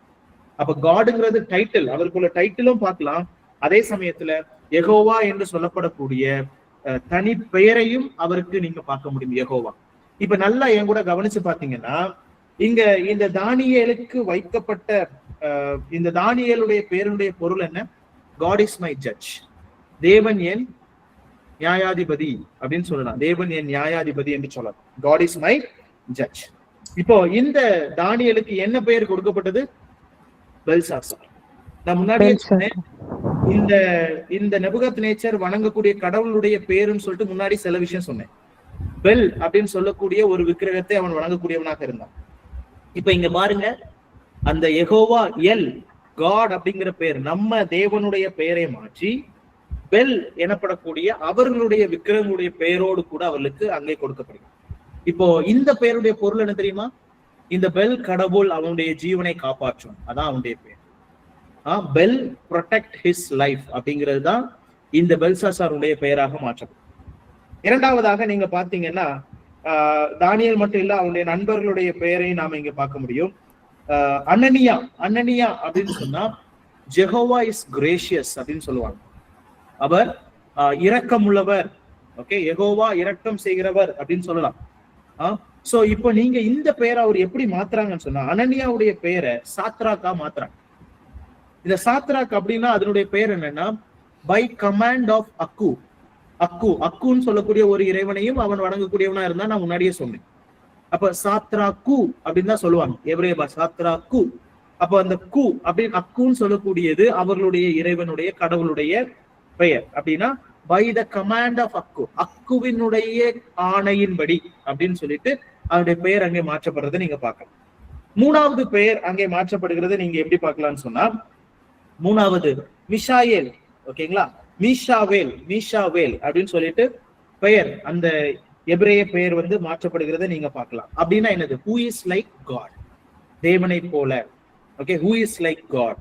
அப்ப இந்த பெயர் வந்து எப்படி மாற்றி அமைக்கப்படுதுன்னா, மேசாக் அப்படின்னு சொல்லிட்டு மாற்றி அமைக்கும். அப்ப நான் முன்னாடி சொன்னேன் மேசாக்கு, இதை விட சொல்லுவாங்க மேசாக்கு, அக்கு அப்படிங்கிற முடிவு வருது. அப்படின்னா இங்க வந்து ஹூ இஸ் லைக் அவர் காட், ரியல் காட். இங்க எப்படின்னா ஹூ இஸ் லைக் அக்கு அப்படின்னு பேர் மாற்றப்படும். அக்குவை போல அப்படிங்கிற மாற்றத்தை நீங்க இங்க பார்க்க முடியும். மூணாவது அசரியா அப்படின்னு சொல்லக்கூடிய பெயர் இங்கே மாற்றப்படுறதை நீங்க பார்க்கலாம். சோ அசரியான்னு சொன்னா ஜெகோவா இஸ் மை ஹெல்பர், தேவன் என் உதவியாக இருக்கிறார் அல்லது எனக்கு உதவி செய்கிறவராக இருக்கிறார் அப்படிங்கிற ஒரு பெயர்ல இருந்து என்ன மாற்றம் கொண்டு வரப்படுகிறதுனா ஆபேத் நேகோ அப்படின்னு சொல்லப்படுது. இந்த நிகோ அப்படின்னு சொல்லப்படக்கூடிய கடவுளையும் அவன் வணங்கக்கூடியவனாக இருந்தான் அப்படின்னு சொல்றாங்க. சோ அவனுடைய பெயர் என்னன்னு சொன்னா ஆபேத் நேகோ. அப்படின்னா நேகோவினுடைய ஊழியன் அப்படிங்கறதா இதனுடைய பெயர். ஆபேத் நேகோ அப்படின்னு சொன்னா நேகோவினுடைய ஊழியன். சோ இப்ப நீங்க நல்லா கவனிங்க, எவ்வளவு தந்திரமாக, அதாவது இவர்களுடைய தெய்வத்தினுடைய அடையாளம் கூட இவங்க வாயிலிருந்து வரக்கூடாது அப்படிங்கிறதுல ரொம்ப குறிக்கோளோட அந்த புறஜாதிகளுடைய தெய்வத்தையும், பேகன் காட்ஸ், இந்த அந்நிய தெய்வங்களுடைய பெயரை வந்து அவருடைய பெயர்ல வந்து கொண்டு வரக்கூடியதை நீங்க இங்க பார்க்கலாம். அது மட்டும் இல்ல, அவங்களுக்கு பாஷை கற்றுக் கொடுக்கப்படுகிறது, கணிதம், எந்த ஞானம், எல்லா ஞானமும் அவங்களுக்கு என்ன செய்யப்படுதுன்னு சொன்னா கற்றுக் கொடுக்கப்படுகிறத நீங்க பார்க்கலாம். சோ கிட்டத்தட்ட எத்தனை வருஷம் ட்ரைனிங்? 3 வருடம் ட்ரைனிங். சோ பிடிஹெச் கோர்ஸ் மாதிரி 3 வருஷம் ட்ரைனிங் கொடுக்கப்படுறதை நீங்க பார்க்கலாம். சோ அதுல அவங்க கிராஜுவேட் ஆகும்போது எப்படி இருக்கணும், என்ன எதிர்பார்ப்பு நெபுகாத்நேச்சருக்கு இருந்திருக்கும் கிராஜுவேட் ஆகும்போது? என்ன நினைக்கிறீங்க? கிராஜுவேட் ஆகும்போது என்ன இஸ்ரவேல் ஜனங்கள் வந்து முற்றிலுமா பாபிலோனியரா மாற வைக்கிறதுக்காக பண்றாங்க சார். Thank you sister. சோ முற்றிலுமா அவர்களுடைய நோக்கமே என்னன்னா, இவங்க ஒரு யூதனா வெளியில கலாச்சாரத்தின்படி அவங்க அறிந்து. Okay, thank you, correct sister, thank you. So முற்றிலுமா இவங்களுடைய நோக்கம் என்னன்னா, அவன் ஒரு யூதனா வெளியில வரவே கூடாது, அவனுடைய அடையாளத்தையே மாத்தணும், அவன் ஒரு பாபிலோனியனா வரணும் அப்படிங்கறது அவங்களுடைய நோக்கமே. சோ இரண்டாவது காரியம் இந்த முதலாம் அதிகாரத்துல பாத்தீங்கன்னா 8வது வசனத்துல இருந்து நீங்க படிக்க முடியும் 16வது வசனம் வரைக்கும். இரண்டாவது காரியம், தானியேலுடைய அல்லது தானியேலோடு கூட இருந்த தன்னுடைய நண்பர்களும் தானியேலுக்கும் இருந்த தைரியத்தை நான் பார்க்கிறேன். எப்படிப்பட்ட தைரியம் வாய்ந்தவர்களா இருந்தாங்க. சோ இதுதான் தீர்மானம், டீனேஜ்ல எடுத்த தீர்மானம். நீங்க நல்லா பாத்தீங்கன்னா 16 வயதுல அவங்களை கொண்டு போய் நிறுத்திருக்காங்கன்னு நான் சொன்னேன். 3 வருஷம் ட்ரைனிங். 19வது வயதுல அவனுக்கு முன்னாடி வந்து அந்த 19வது வயது வர்ற வரைக்கும் அவங்களுக்கு ஒரு ட்ரைனிங் கொடுக்கப்படும். அப்ப இந்த 16 வயசுல அவன் ஒரு தீர்மானம் எடுக்க வேண்டிய நிலைமைக்கு தள்ளப்படுறான். சோ அந்த தீர்மானம் எங்க எடுக்கணும்? கிச்சன்ல இருந்து தான் வருது பிரச்சனையே, சாப்பிடுற விஷயத்துல. ஆக்சுவலி சாப்பிடுற விஷயத்துல நிறைய பேர் ஃபெயிலியர் ஆயிடுவாங்க. எவ்வளவு பொறுமைசாலியா இருந்தாலும் அந்த சாப்பாடு டைமுக்கு ஆகலன்னு சொன்னா, நான் ஏதாவது பொய் சொல்றேன்னு நினைக்கிறீங்களா? உண்மைதான் நான் சொல்லிட்டு இருக்கேன். நான் நினைக்கிறேன் பசின்னு ஒண்ணு வந்துச்சுன்னு சொன்னா, எவ்வளவு மனைவி எவ்வளவு கஷ்டப்பட்டு சமைச்சிட்டு இருந்தாலும், என்னென்ன பிரச்சனை கிச்சன்ல இருக்குன்னு நமக்கு தெரியாம இருந்தாலும், இவ்வளவு நேரமா, ஏன் இவ்வளவு நேரம், ஒரு தோசை சொல்றதுக்கு இவ்வளவு நேரமா, ஆனா அங்க என்ன நினைச்சுன்னு நமக்கு தெரியாது. ஆனா நமக்கு வரும் பாருங்க அந்த பசி நிமித்தமா ஒரு கோபம், அந்த அந்த ஒரு ஒரு ஒரு ஒரு எப்படி சொல்றது, ஒரு விரக்தி, தாங்க முடியாத சூழல், இப்படிலாம் நிறைய சந்தர்ப்பங்கள்லாம் நடந்திருக்கும். ஆனா இங்க சோதனையே எங்க வருதுன்னா சாப்பாடுலதான் வருது, சாப்பாடு விஷயம்லாம் வருது. இந்த வாலிபர்கள் அழகா ஜாலியா என்ன செஞ்சிருக்கலாம்னு சொன்னா, நான்லாம் இந்த இடத்துல இருந்திருந்தேன்னு சொன்னா கண்டிப்பா வந்து இந்த சாப்பாடை வாங்கி சாப்பிட்டுருப்பேன். உண்மையா நான் அப்படிதான் சொல்லுவேன். இவ்வளவு டெலிஷியஸான ராஜா சாப்பிடுற, அதாவது நீங்க நல்லா நோட் பண்ணணும், பைபிள் தெளிவா சொல்லுது, ராஜா தான் உண்ணும் போஜனத்தை எங்க கொடுக்க மாட்டாங்கங்க. இது ஒரு பாக்கியம். ராஜா சாப்பிடுற சாப்பாடை யாருக்கும் கொடுக்க மாட்டாங்க. ராஜாவுக்கு அரண்மனையில யாராவது வந்தாங்கன்னா அவங்களுக்கு தனி சாப்பாடு இருக்கும். ஆனா ராஜா சாப்பிடுற உணவை தான் இவங்களுக்கு கொடுக்கணும்னு சொன்னா அது ஒரு பெரிய பாக்கியம். ஆனா அது அவங்க வேண்டான்னு சொன்னாங்க.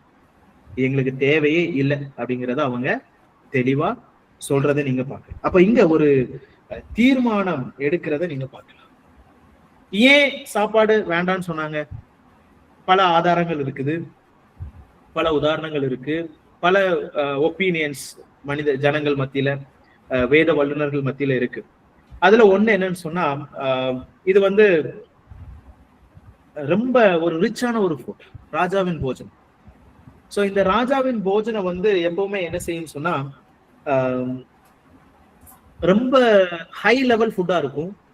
சோ ஒருவர் எப்படி சொன்னாரு, ரொம்ப ஓவரா இருக்கிறது எதுவுமே நல்லது இல்லை. உண்மைதானே? ரொம்ப ஓவர் ஹை லெவல்ல நமக்கு டெய்லி சாப்பாடு கிடைக்குதுன்னு சொன்னா மேபி அது நமக்கு ஏதோ விரிக்கக்கூடிய கண்ணின்னு நினைச்சுக்கலாம், ஏதோ ஒரு விஷயம். சோ ஒரு ரீசன் அதுவா கூட இருக்கலாம். மேபி அவர் என்ன நினைச்சிருக்கலாம்னு சொன்னா, சாப்பாட்டு பிரியனா நாம இருக்கக்கூடாது, கிளட்டனி அப்படின்னு சொல்லியிருக்கு. வயிற்று பிழைப்புக்காக ரொம்ப நீதிமொழியர் கூட வாசிக்கிறோம். சோ உனக்கு ராஜாவின் அரண்மனை இருக்கும்போது, அங்க பந்தி இருக்கும்போது உன் தொண்டையில கத்திய வைன்னு சொல்லிட்டு ரொம்ப டைரக்டா வசனம் சொல்றதை நீங்க பார்க்கலாம். சோ ரொம்ப ஓவரா இருக்கக்கூடிய உணவை நாம எடுத்துக்க முடியாது. சோ இன்னொன்னு நீங்க பாத்தீங்கன்னா, இந்த பாபிலோனியர்கள் படைக்கக்கூடிய, அதாவது சாப்பிடக்கூடிய இந்த உணவானது கோஷேர் உணவு கிடையாது. கோஷேர் அப்படின்னு சொன்னா, ஒரு யூதன் வந்து என்ன செய்வாங்கன்னா, ஒரு மீட்டை வந்து சமைக்க போறாங்கன்னு சொன்னா எல்லா ரத்தத்தையுமே வடித்த பிற்பாடு, ரத்தம் இல்லாம தான் என்ன செய்வாங்கன்னா சமையல் செய்து சாப்பிடுவாங்க. ஆனா பாபிலோனியர்கள் அப்படி இருக்க மாட்டார்கள். சோ இந்த பாபிலோனியர்களுடைய சமையல் முறையானது முற்றிலுமாக வேறுபட்டது. அப்ப இந்த உணவு பழக்கத்தை இத வந்து நிச்சயமா ஒரு யூதனா இவங்க அதை ஏற்றுக்கொள்ள முடியாது. ஏன்னா இது கோஷேர் உணவு கிடையாது, நான் கோஷேர் உணவு. சோ அதனால அவங்க நிராகரித்திருக்க வாய்ப்பு உண்டு. இன்னொன்னு பாத்தீங்கன்னா, கிளீன் அனிமல், அன்கிளீன் அனிமல்னு சொல்லுவாங்க. நம்ம வேதத்துல கூட சுத்தம் உள்ள அசுத்தம் உள்ள அப்படின்னு சொல்ல நம்ம கேட்டகரி பாக்குறோம். அவங்க பன்றிகளை சாப்பிடுவாங்க, குதிரைகளை கூட சாப்பிடுவாங்கன்னு சொல்லி நான் சில வரலாற்று சம்பவங்களை நான் படிச்சிருக்கேன். குதிரைகளை கூட சாப்பிடுவாங்க. ஆனா யூதர்களுக்கு அது சாப்பிடக்கூடாது என்று கட்டளை கொடுக்கப்பட்டிருக்கிற ஒரு உணவு. சோ இதை உங்க மனதுல நீங்க நிறுத்திக் கொள்ளுங்க. கடைசியா இன்னொரு விஷயம் என்ன சொல்றாங்கன்னு சொன்னா, அந்த உணவு அப்படிங்கிற வார்த்தை அங்கே பெர்சியர்களுடைய பாணியில அந்த வார்த்தை சொல்லப்பட்டிருக்கிறது அப்படின்னு சொல்லிட்டு சொல்றாங்க. அப்போ அந்த உணவு அப்படிங்கிறது எதுன்னு சொன்னா, படையல் பண்ணின ஒரு உணவு அல்லது அவங்களுக்கு ட்ரிபியூட் பண்ணப்பட்ட ஒரு உணவு அப்படிங்கிறது தான் அந்த வார்த்தையினுடைய அர்த்தம் வருதுன்னு சொல்றாங்க. சோ இந்த பாபிலோனியர்கள் மற்றும் அங்க இருக்கிறவங்க எல்லாம் என்ன பண்ணுவாங்கன்னு சொன்னா, ஒரு உணவை சாப்பிடுறதுக்கு முன்னாடி தங்களுடைய விக்கிரகங்களுக்கு அதை படையல் செய்த பிற்பாடுதான் சாப்பிடுவார்கள். அப்போ படையல் செய்து சாப்பிடுறதுனால என்ன அர்த்தம்? அந்த அந்த அவர்கள் வணங்கக்கூடிய அந்த இறைவனை அல்லது தெய்வங்களை நாம் அங்கீகரித்த ஒரு நிலைமை வந்துவிடக் கூடாது என்பதில் அவங்க ரொம்ப கரிசனை உள்ளவங்களா இருந்தாங்க. சோ அங்க கொடுத்ததுக்கு அப்புறம் தான் இங்க என்ன செய்யுமா, டேபிளுக்கு வருமா. அப்ப இதுல அவங்க ரொம்ப ஜாக்கிரதையா இருந்தாங்க. அப்போ தானியேலுடைய நோக்கம் என்னன்னா, இதை நான் எந்த விதத்திலையும் ஏற்றுக்கொள்ள போவது கிடையாது. நான் எந்த விதத்திலையுமே இந்த தெய்வங்கள் தான் இது எல்லாவற்றையும் கொடுத்தது என்று இவர்கள் வணங்கும் விதத்துல நான் அதை ஏற்றுக்கொண்டு இந்த சாப்பாடை சாப்பிடணும்னு அவசியம் எனக்கு இல்லை. இப்போ மறுபடியும் சொல்றேன், நான் சில காரணங்களை சொன்னேன். இதுல எந்த காரணம் வேணாலும் நீங்க எடுத்துக்கோங்க. வேதத்துல எங்கேயுமே நேரடியான ஒரு காரணம் கொடுக்கப்படலை. எந்த காரணத்தை வேணாலும் எடுத்துக்கோங்க. ஆனா ஒரே ஒரு ரீசன், ஆனா ஒண்ணு மட்டும் என்னன்னா, சாப்பாடு வேண்டான்னு சொன்னது உண்மை. சாப்பாடு வேண்டாம். இப்ப நீங்க நல்லா யோசிச்சு பாருங்க, எத்தனையோ ட்ரைனிங் கொடுத்தாங்க, பாஷைய மாற்றினாங்க, பெயரை மாற்றினாங்க, என்னெல்லாமோ செய்யறாங்க. இப்ப இதுக்கெல்லாம் ஒண்ணுமே செய்யாத இந்த நபர்கள் சாப்பாடு விஷயத்துல சொல்றாங்க எங்களுக்கு இது தேவையில்லை. அப்ப அவங்க மனசாட்சி இந்த விஷயத்துல அவர்கள் என்ன செய்யலன்னு சொன்னா அனுமதிக்கவில்லை என்பதுல எந்த சந்தேகமும் இல்லை. சோ உங்களுக்கு நீங்க மனதுல நிறுத்தி கொள்ளணும், அவங்களுடைய மனசாட்சியின் அடிப்படையில இது கூடாது. அவங்களுக்கு கட்டளைகளும் கொடுக்கப்பட்டிருந்தது, இப்படிப்பட்ட காரியங்களை அவங்க என்ன செய்யக்கூடாது, புசிக்க கூடாது. ஒரு யூதனா அவர்கள் இதை செய்தார்கள். அப்ப இன்னையில இருந்து நாம என்ன செய்ய போறோம்னு சொன்னா வெஜிடேரியனா மாற போறோம். அப்படி எடுத்துக்கலாமா? எனக்கு வெஜிடேரியனே பிடிக்காதுங்க, நல்லா நான் வெஜிடேரியன் தான். ஸோ என்னுடைய மனைவி வெஜிடேரியன், ரொம்ப கஷ்டம் மேட்ச் பண்றது. ஸோ அதனால நாங்க வந்து எப்படி அட்ஜஸ்ட் பண்ணி அப்படி இப்ப அவங்களும் கொஞ்சம் கொஞ்சமா மாறிட்டு இருக்காங்க, நானும் கொஞ்சம் கொஞ்சமா சாப்பிட ஆரம்பிச்சிருக்கேன். ஸோ வேதத்தின் அடிப்படையில நீங்க யோசிச்சு பாத்தீங்கன்னா இந்த வெஜிடேரியன் தான் அப்படின்னு சொல்லிட்டு எங்கேயும் இல்லை, நான் வெஜிடேரியன் தான் அப்படிங்கிறது எங்கேயுமே இல்லை.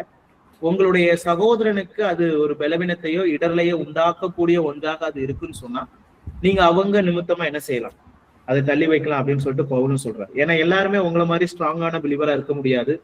சில பலவீனமான பிலீவர்ஸ் இருப்பாங்க. அவங்க வந்து திடீர்னு சொல்லக்கூடாது, என்ன இவங்க பிரசாதத்தை வாங்கி சாப்பிடுறாங்க அப்படின்னு சொன்னாங்கன்னா முடிஞ்சு போச்சு, சர்ச்சுக்கு வரமாட்டாங்க. என்ன சொல்லுவாங்க, இங்க பாருங்க இவங்களுக்கு இது பாவமா தெரியல, இங்க பாருங்க சபையில நின்று பிரசங்கம் பண்ணிட்டு இவங்க இதையும் வாங்கி சாப்பிடுறாங்க, கோயிலுக்கும் போறாங்க. உங்களை பொறுத்த வரைக்கும் உங்க மனசாட்சியின் அடிப்படையில இதெல்லாம் ஒரு விஷயமே இல்லை. ஆனா அந்த புதிய விசுவாசி, பலவீனமான விசுவாசி இடர்கள் உண்டாக்கும் வகையில இதை செய்ய வேண்டும். ஸோ நான் vegetarian is good, vegetarian is also good. So நிறைய பேர் என்ன சொல்றாங்கன்னா வெஜிடேரியன் ரொம்ப நல்லதுன்றாங்க. எல்லாமே வந்து ஒரு அளவோட இருக்கணும். Nothing is too good, nothing is too bad. அந்த ஸ்டேட்மெண்ட்டை நீங்க மறந்துடாதீங்க. எல்லாமே அளவா எது தேவையோ அதை நாம சாப்பிடணும், நம்ம உடம்புக்கு எல்லாமே தேவை. ஸோ நீங்க இதுல இன்னொரு விஷயத்த நான் கவனிக்க விரும்புறேன், தானியேலுடைய அப்ரோச். உங்களுக்கு ஒரு உணவு, உங்களுக்கு ஒரு விஷயம் பிடிக்கலன்னு சொன்னா நீங்க எப்படி எதிர்ப்பீங்க அப்படின்னு சொல்லிட்டு உங்களுக்கு நல்லாவே தெரியும். ஒரு விஷயம் எனக்கு பிடிக்கலன்னு சொன்னா என்னுடைய ரியாக்ஷன் வித்தியாசமா இருக்கும், உங்க ரியாக்ஷன் வித்தியாசமா இருக்கும். ஆனா இங்க தானியேலுடைய ரியாக்ஷன் நமக்கு ஒரு நல்ல ஒரு பாடத்தை கற்றுக் கொடுக்கிறது. தானியேல் என்ன செய்தாரு தெரியுமா? தானியேல் ரொம்ப அருமையா பொறுமையா அந்த தலைவனிடத்துல வேண்டிக் கொள்கிறதை நாம் பார்க்கணும். அஸ்பேனாசனிடத்தில் வேண்டிக் கொண்டார். அந்த வேண்டிக் கொள்ளக்கூடிய விஷயத்தை நீங்க நல்லா பாத்தீங்கன்னா இன்னைக்கு நிறைய பேர் தப்பா புரிஞ்சுக்கிறாங்க. ஒரு சரியான விஷயத்தை தான் நான் செய்யறேன்னு சொல்லிட்டு சரியே இல்லாம பண்ற ஆட்கள் நிறைய பேர். நம்ம ஒரு விஷயத்த உங்க சர்ச்ல கூட நீங்க எடுத்துக்கோங்க, நான் ஒரு பிராக்டிக்கல் லெசன் சொல்றேங்க, நீங்க நம்ம சப்ஜெக்ட் இட்ஸ் பிராக்டிக்கல் லெசன். நம்ம பிராக்டிக்கல் லெசன் இல்லாம எதையும் படிக்க முடியாது. தானியேல் வந்து ஒரு ஞானின்னு சொல்றதுல எந்த சந்தேகமும் இல்லை. ஏன் அவர் ஞானினா அவர் ஞானமா நடந்துகிட்டாரு. நாமளா இருந்தா என்ன செஞ்சிருப்போம்? ஐம் அ கிறிஸ்டியன், நான் ஒரு விசுவாசி, இதெல்லாம் எனக்கு தகுதியே இல்லாத ஒரு உணவு, நீ என்னையா எனக்கு இந்த சாப்பாடை கொடுக்கறது, எங்க கர்த்தரால் கூடாத காரியம் ஒன்றும் இல்லை, எனக்கு சாப்பாடு கூட வேண்டாம், நான் பட்னி கூட இருந்துருவேன், நீ கொடுக்கறத நான் ஏன் சாப்பிடணும்? ரியாக்ட் பண்ணாரா? இல்லவே இல்லை. இன்னைக்கு நாம நினைச்சிட்டு இருக்கிறோம் ஒரு ஒரு ஒரு நல்ல விஷயத்துக்காக நான் போராடுற போது என்னுடைய விசுவாசத்துக்காக நான் இதை சரியா செஞ்சுட்டு இருக்கேன்னு சொல்லிட்டு நிறைய பேரை காயப்படுத்தி, நிறைய பேரை கர்த்தருக்குள்ள வரவிடாம, நிறைய பேருக்கு இடரை உண்டாக்குற வகையில நம்முடைய வாழ்க்கை இருந்துட்டு இருக்கு. இங்க கற்றுக்கொள்ளக்கூடிய ஒரு பாடம் என்னன்னு சொன்னா, நீங்க ரீசனபிளாவும் இருக்கணும், கர்டியஸாவும் இருக்கணும். நீங்க எப்படின்னு சொன்னா, நான் நியாயமானவன் தாங்க, ஆனா நியாயமான விஷயத்த நியாயமா தான் நடந்துக்கணும். புரியுதுங்களா?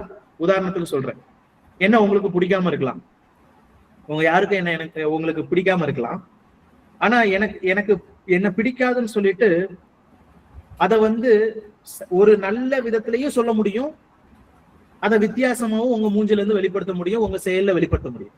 இப்ப எது நல்லது? நீங்க உங்களுக்கு பிடிக்கல ஒரு விஷயம், அதை நீங்க சரியான விதத்துலதான் செய்ய. உடனே நம்ம ஆட்கள் என்ன பண்ணுவாங்க, இன்னைக்கு நிறைய சபைகள்ல பிரச்சனை வர்றதுக்கு காரணம் என்னன்னா, சபையில பாஸ்டர் பண்றது சில நேரத்துல உங்களுக்கு பிடிக்காம இருக்கலாம், உடனே என்ன பண்ணிடுறது, 10 பேரை கூட்டி இன்னொரு சர்ச்சை தொடங்குறது. இதுதான் சரியான விதமா? இல்ல, தப்புன்னு தெரியுதா, அத ஜெபத்தோட சரியான விதத்துல செய்யணும். பி எ ஜென்டில்மேன், அதுதான் உண்மை. இன்னைக்கு தானியேல அங்க இருக்கிற எல்லாருமே மதிச்சாங்க. ஏன் மதிச்சாங்க? He was a gentleman. Believer மட்டும் இல்லைங்க, ஜென்டில்மேனா நடந்தாரு. இன்னைக்கு சமுதாயத்துல விசுவாசிகளுக்கு மரியாதை குறையறதுக்கு காரணம் என்ன தெரியுமா? விசுவாசிகள்னு பேர்ல எல்லாரையும் கொடுமைப்படுத்தி காயப்படுத்தி வாழ்றது நம்ம தான். சோ ரொம்ப ஜாக்கிரதையா இருக்கணும். இங்க ஒரு ஜென்டிலான ஒரு ஹியூமன் பீயிங்க நாம இங்க பார்க்க முடியும். சோ இவர் எப்படிப்பட்டவர்னு சொன்னா, அவருக்குன்னு கோட்பாடு இருந்துச்சு, அந்த கோட்பாடை இஷ்டத்துக்கு பயன்படுத்தல, கோட்பாடை எப்படி சரியாக சொல்லணுமோ அதை சரியாக சொன்னார். பொலைட்டா போய் சொன்ன ஒரு விஷயம் என்னன்னா, எல்லாருக்கும் முன்னாடி வித்தியாசமா அவர் காணப்பட்டதனுடைய நோக்கமும் இதுதான். இன்னைக்கு நிறைய பேர் வித்தியாசமா இருக்குன்னு சொல்லிட்டு எல்லாரையும் வெறுத்துட்டு இருப்பாங்க. அது கிடையாது வித்தியாசம். எல்லாருக்கும் முன்னாடி சாட்சியாகவும் இருக்கணும், அதே சமயத்துல காரியங்களை சரியாகவும் செய்யணும். அதனாலதான் ஒரு வாக்கியத்தை அடிக்கடி சொல்லுவாங்க, God's work must be done in God's way. தேவனுடைய செயல் தேவனுடைய திட்டமிட்ட செயல்ல தான் நடக்கணும். உங்க பரவசத்தின் அடிப்படையில செய்யக்கூடாது. நீங்க விசுவாசியா இருக்கனால ரியாக்ட் பண்ணக்கூடாது. சோ எல்லா விஷயங்களும் ஞானத்தோடு செய்யணும். அதனாலதான் ஞானம். சோ இந்த கொடுமையான விஷயத்துல எப்படி அவர் தீர்மானம் எடுத்தார்னா, making wise choices in the time of pressure. அழுத்தம் நிறைந்த இடத்துல ஞானமான முடிவு எடுத்தவர் தான். போய் வேண்டிக் கொள்றார். வேண்டிக் கொண்டதை கேட்டாங்களா? கேட்டாங்க. அவர் சொன்ன உடனே அவங்க கண்டிப்பா அவருக்கு லிசன் பண்ணாங்க. அதுதாங்க இதுல இருக்கிற பெரிய சுவாரஸ்யமே. எப்படி கேட்டாங்கன்னா எனக்கு தெரியாது, ஆனா தானியேல் நடந்து கொண்ட விஷயத்தை நீங்க வச்சு புரிந்து கொள்ளலாம். இதுதான் ஒரு நல்ல மனிதனுக்கு, ஒழுக்கமுள்ள மனிதனுக்கு, அல்லது கோட்பாடு உள்ள மனிதனுக்கு, சரியான ஒரு விசுவாசிக்கு ஒரு நல்ல முன்மாதிரி இந்த தானியேல். எதை எப்படி சொல்லணுமோ அதை சரியாக சொல்லணும். என் வாழ்க்கையில நடந்த ஒரு சம்பவத்தை நான் சொல்லி நம்ம இங்க நிறுத்துறேன். ஒரு முறை நாங்க பெட்ரோல் பங்க் போயிருந்தோம், ஃபியூல் ஃபில் பண்ணிட்டு இருந்தோம். ஸோ என்னுடைய சித்தப்பா ஒரு ஊழியக்காரர், ஒரு பாஸ்டர், அவர் ஒரு ஊழியம் செஞ்சுட்டு இருக்கிறாரு. 2 சபைகள் இருக்கு. அவரு கூட நான் பிரயாணம் பண்ணிட்டு இருக்கேன். நான் அப்ப டீனேஜர். நான் மறுபடியும் இதை கனெக்ட் பண்ணுவேன். நான் ஒரு டீனேஜரா இருந்தேன். ஸோ நான் 10th ஸ்டாண்டர்ட் படிச்சுட்டு இருந்தேன். கோயம்புத்தூர்ல தான் இருந்தேன். ஸோ அங்க இருக்கும்போது ஃபியூல் போட்டுட்டு இருக்கும்போது நான் பின்னாடி இருக்கிற பூட் ஸ்பேஸை, பின்னாடி இருக்கிற அந்த டிக்கியை நாம ஓபன் பண்ணதுக்கு நான் வெளியில இறங்கி போயிட்டேன். ஃபியூல் பண்றதுக்கு அந்த நாசல் எடுத்துட்டு அந்த மனுஷன் திரும்பும் போது அவர் பயங்கரமா ஒரு அடி வாங்கினாரு. எதுல? அந்த டோரை ஓபன் பண்ணும்போது. அப்ப அவர் என்ன பார்த்து கேட்டாரு. எனக்கு இன்னைக்கு ஆழமா பதிஞ்சிருக்குங்க. இன்னைக்கு 15 வருஷத்துக்கு மேல ஆயிடுச்சு, ஆனாலும் இன்னும் என் மனசுல அது இருக்கு. நான் அன்னைக்கு ஒரு பாடத்தை கற்றுக்கொண்டேன். என்னன்னு சொன்னா, அந்த மனுஷன் என்கிட்ட சொன்ன ஒரு விஷயம், தம்பி பார்த்து இதை செய்ய முடியாதா உனக்குன்னு கோவப்பட்டாரு. நான் உடனே என்ன பதில் சொன்னேன் தெரியுமா? எங்க காரு, எங்க டிக்கி, எங்க பொருள், நான் எப்ப வேணாலும் இறங்குவேன், எங்க வேணாலும் இறங்குவேன், எப்படி வேணாலும் ஓபன் பண்ணுவேன், பார்த்து வர வேண்டியது நீங்கன்னு சொன்னேன். இது நல்ல பதிலாங்க? நல்ல பதிலா? நான் வண்டியில ஏறும்போது ரொம்ப தைரியத்தோட ஓகே நம்ம நல்லது பண்ணிட்டோம்னு சொல்லிட்டு வண்டியில ஏறினேன். எங்க சித்தப்பா எனக்கு கொடுத்தாரு பாருங்க டோஸ். என்னை இறங்கி போய் மன்னிப்பு கேட்க சொன்னார். போய் கேட்டு வந்தேன், என்னை மன்னிச்சிருங்க. அப்போ ஒரு வசனத்தை சொன்னாரு, நீ தாழ்மையா ஒரு வசனத்தை, நீதிமொழிகள் ஒரு வசனத்தை சொன்னாரு, கோபத்தை வந்து உங்களுடைய தாழ்மையான வார்த்தைகள் என்ன செய்யும், மாற்றும். அப்ப அன்னையில இருந்து இன்னைக்கு வரைக்கும் ஒரு விஷயத்த நான் கற்றுக்கொண்டேன். நாம வந்து சில விஷயங்களை பொறுமையா செய்தால் எதையும் சாதிக்க முடியும். சோ இங்க என்னுடைய காரியத்தை நான் நடத்தணும்னு மட்டும் இல்லைங்க, சில விஷயத்த நீங்க என்ன செய்யணும், பொறுமையாகவும் ஹேண்டில் பண்ணணும். சோ நம்முடைய நேரம் முடிந்து விட்டது. மூணாவது ஒரு பாட்டு, முதல் அதிகாரத்துல ஒரு சில விஷயங்கள் அடுத்த கிளாஸ்ல நாம என்ன செய்யலாம், தொடங்கி முடிக்கலாம். சோ இது வரைக்கும் உங்களுக்கு புரிந்திருக்கும்னு நான் நம்புறேன். So we will stop here. Thank you.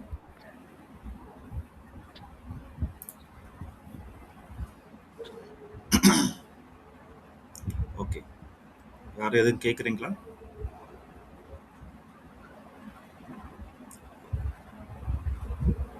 Okay, நம்ம ஜம்ப் பண்ணலாம்.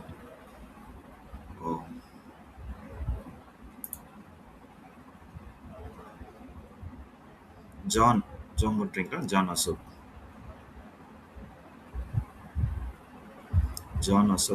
இல்லையா சவுண்ட குறை ஸ்தோத்திரிக்கிறோம் கர்த்தாவே. இப்பொழுது கூட ஆண்டவரே இந்த செய்திபிசி மூலமாக எங்களுக்கு இப்படிப்பட்ட தானியல் மற்றும் ரெவலேஷன் பற்ற ஆண்டவரே இந்த புத்தகங்களை விளக்கி படிப்பதற்கு ஆண்டவரே கர்த்தரை ஏற்படுத்தியதான ஒரு நல்ல கிருபைகளுக்காய் நன்றி சொல்லுகிறோம். இந்த நாளிலும் கூட இந்த புத்தகத்தை பற்றின மேலோட்டமான காரியங்கள், அதனுடைய பின்னணியம் மற்றும் தானியனுடைய வாழ்க்கை முறைகள், ஆண்டவரே சிறைப்பட்டு போன காரியங்கள் எல்லாவற்றையும் ஆண்டவரே தெல்ல தெளிவாக உங்களுடைய ஆண்டவரே தாசனை கொண்டு எங்களுக்கு மிக தெளிவாக விளக்கி ஆண்டவரே சொல்லிக் கொடுத்தீங்கப்பா. அதற்காக நாங்கள் நன்றி சொல்லுகிறோம். இன்னும் வருகிற கிளாஸ்களில் ஆண்டவரே நாங்கள் அதை தொடர்ந்து படித்துக் கொள்ள உதவி செய்தாலும் இதன் மூலமாக நாங்கள் கற்றுக்கொள்ள வேண்டிய அநேக காரியங்களையும் எங்கள் வாழ்க்கையில் நாங்கள் ஆண்டவரை பிரயோஜனப்படுத்த, விசேஷமாக ஆண்டவரை கேட்கிறவர்களுக்கு பொறுமையாகவும் சரியான பதிலையும் நாங்கள் சொல்வதற்கு கர்த்தர் கிருபையுள்ளபடி ஆய்ச்சிக்கிறோம். எங்களை எதிர்காலமாக எஸ்ஐஜிபிசியும் ஆண்டவரை ஆசிரியர்களையும் கர்த்தரையும் ஆண்டவரை அதிகமாய் ஆசீர்வதிப்பீராக. ஆண்டவர் கலந்து கொண்ட ஒவ்வொருவரையும் ஆசீர்வதி இயேசு கிறிஸ்துவின் நாமத்தில் ஜெபிக்கிறோம். ஜெபங்களுக்கு நல்ல பிதாவே. Thank you. Thank you, sir.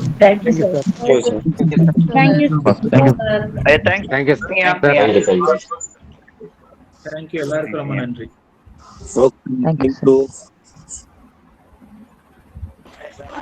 Thank you, sir.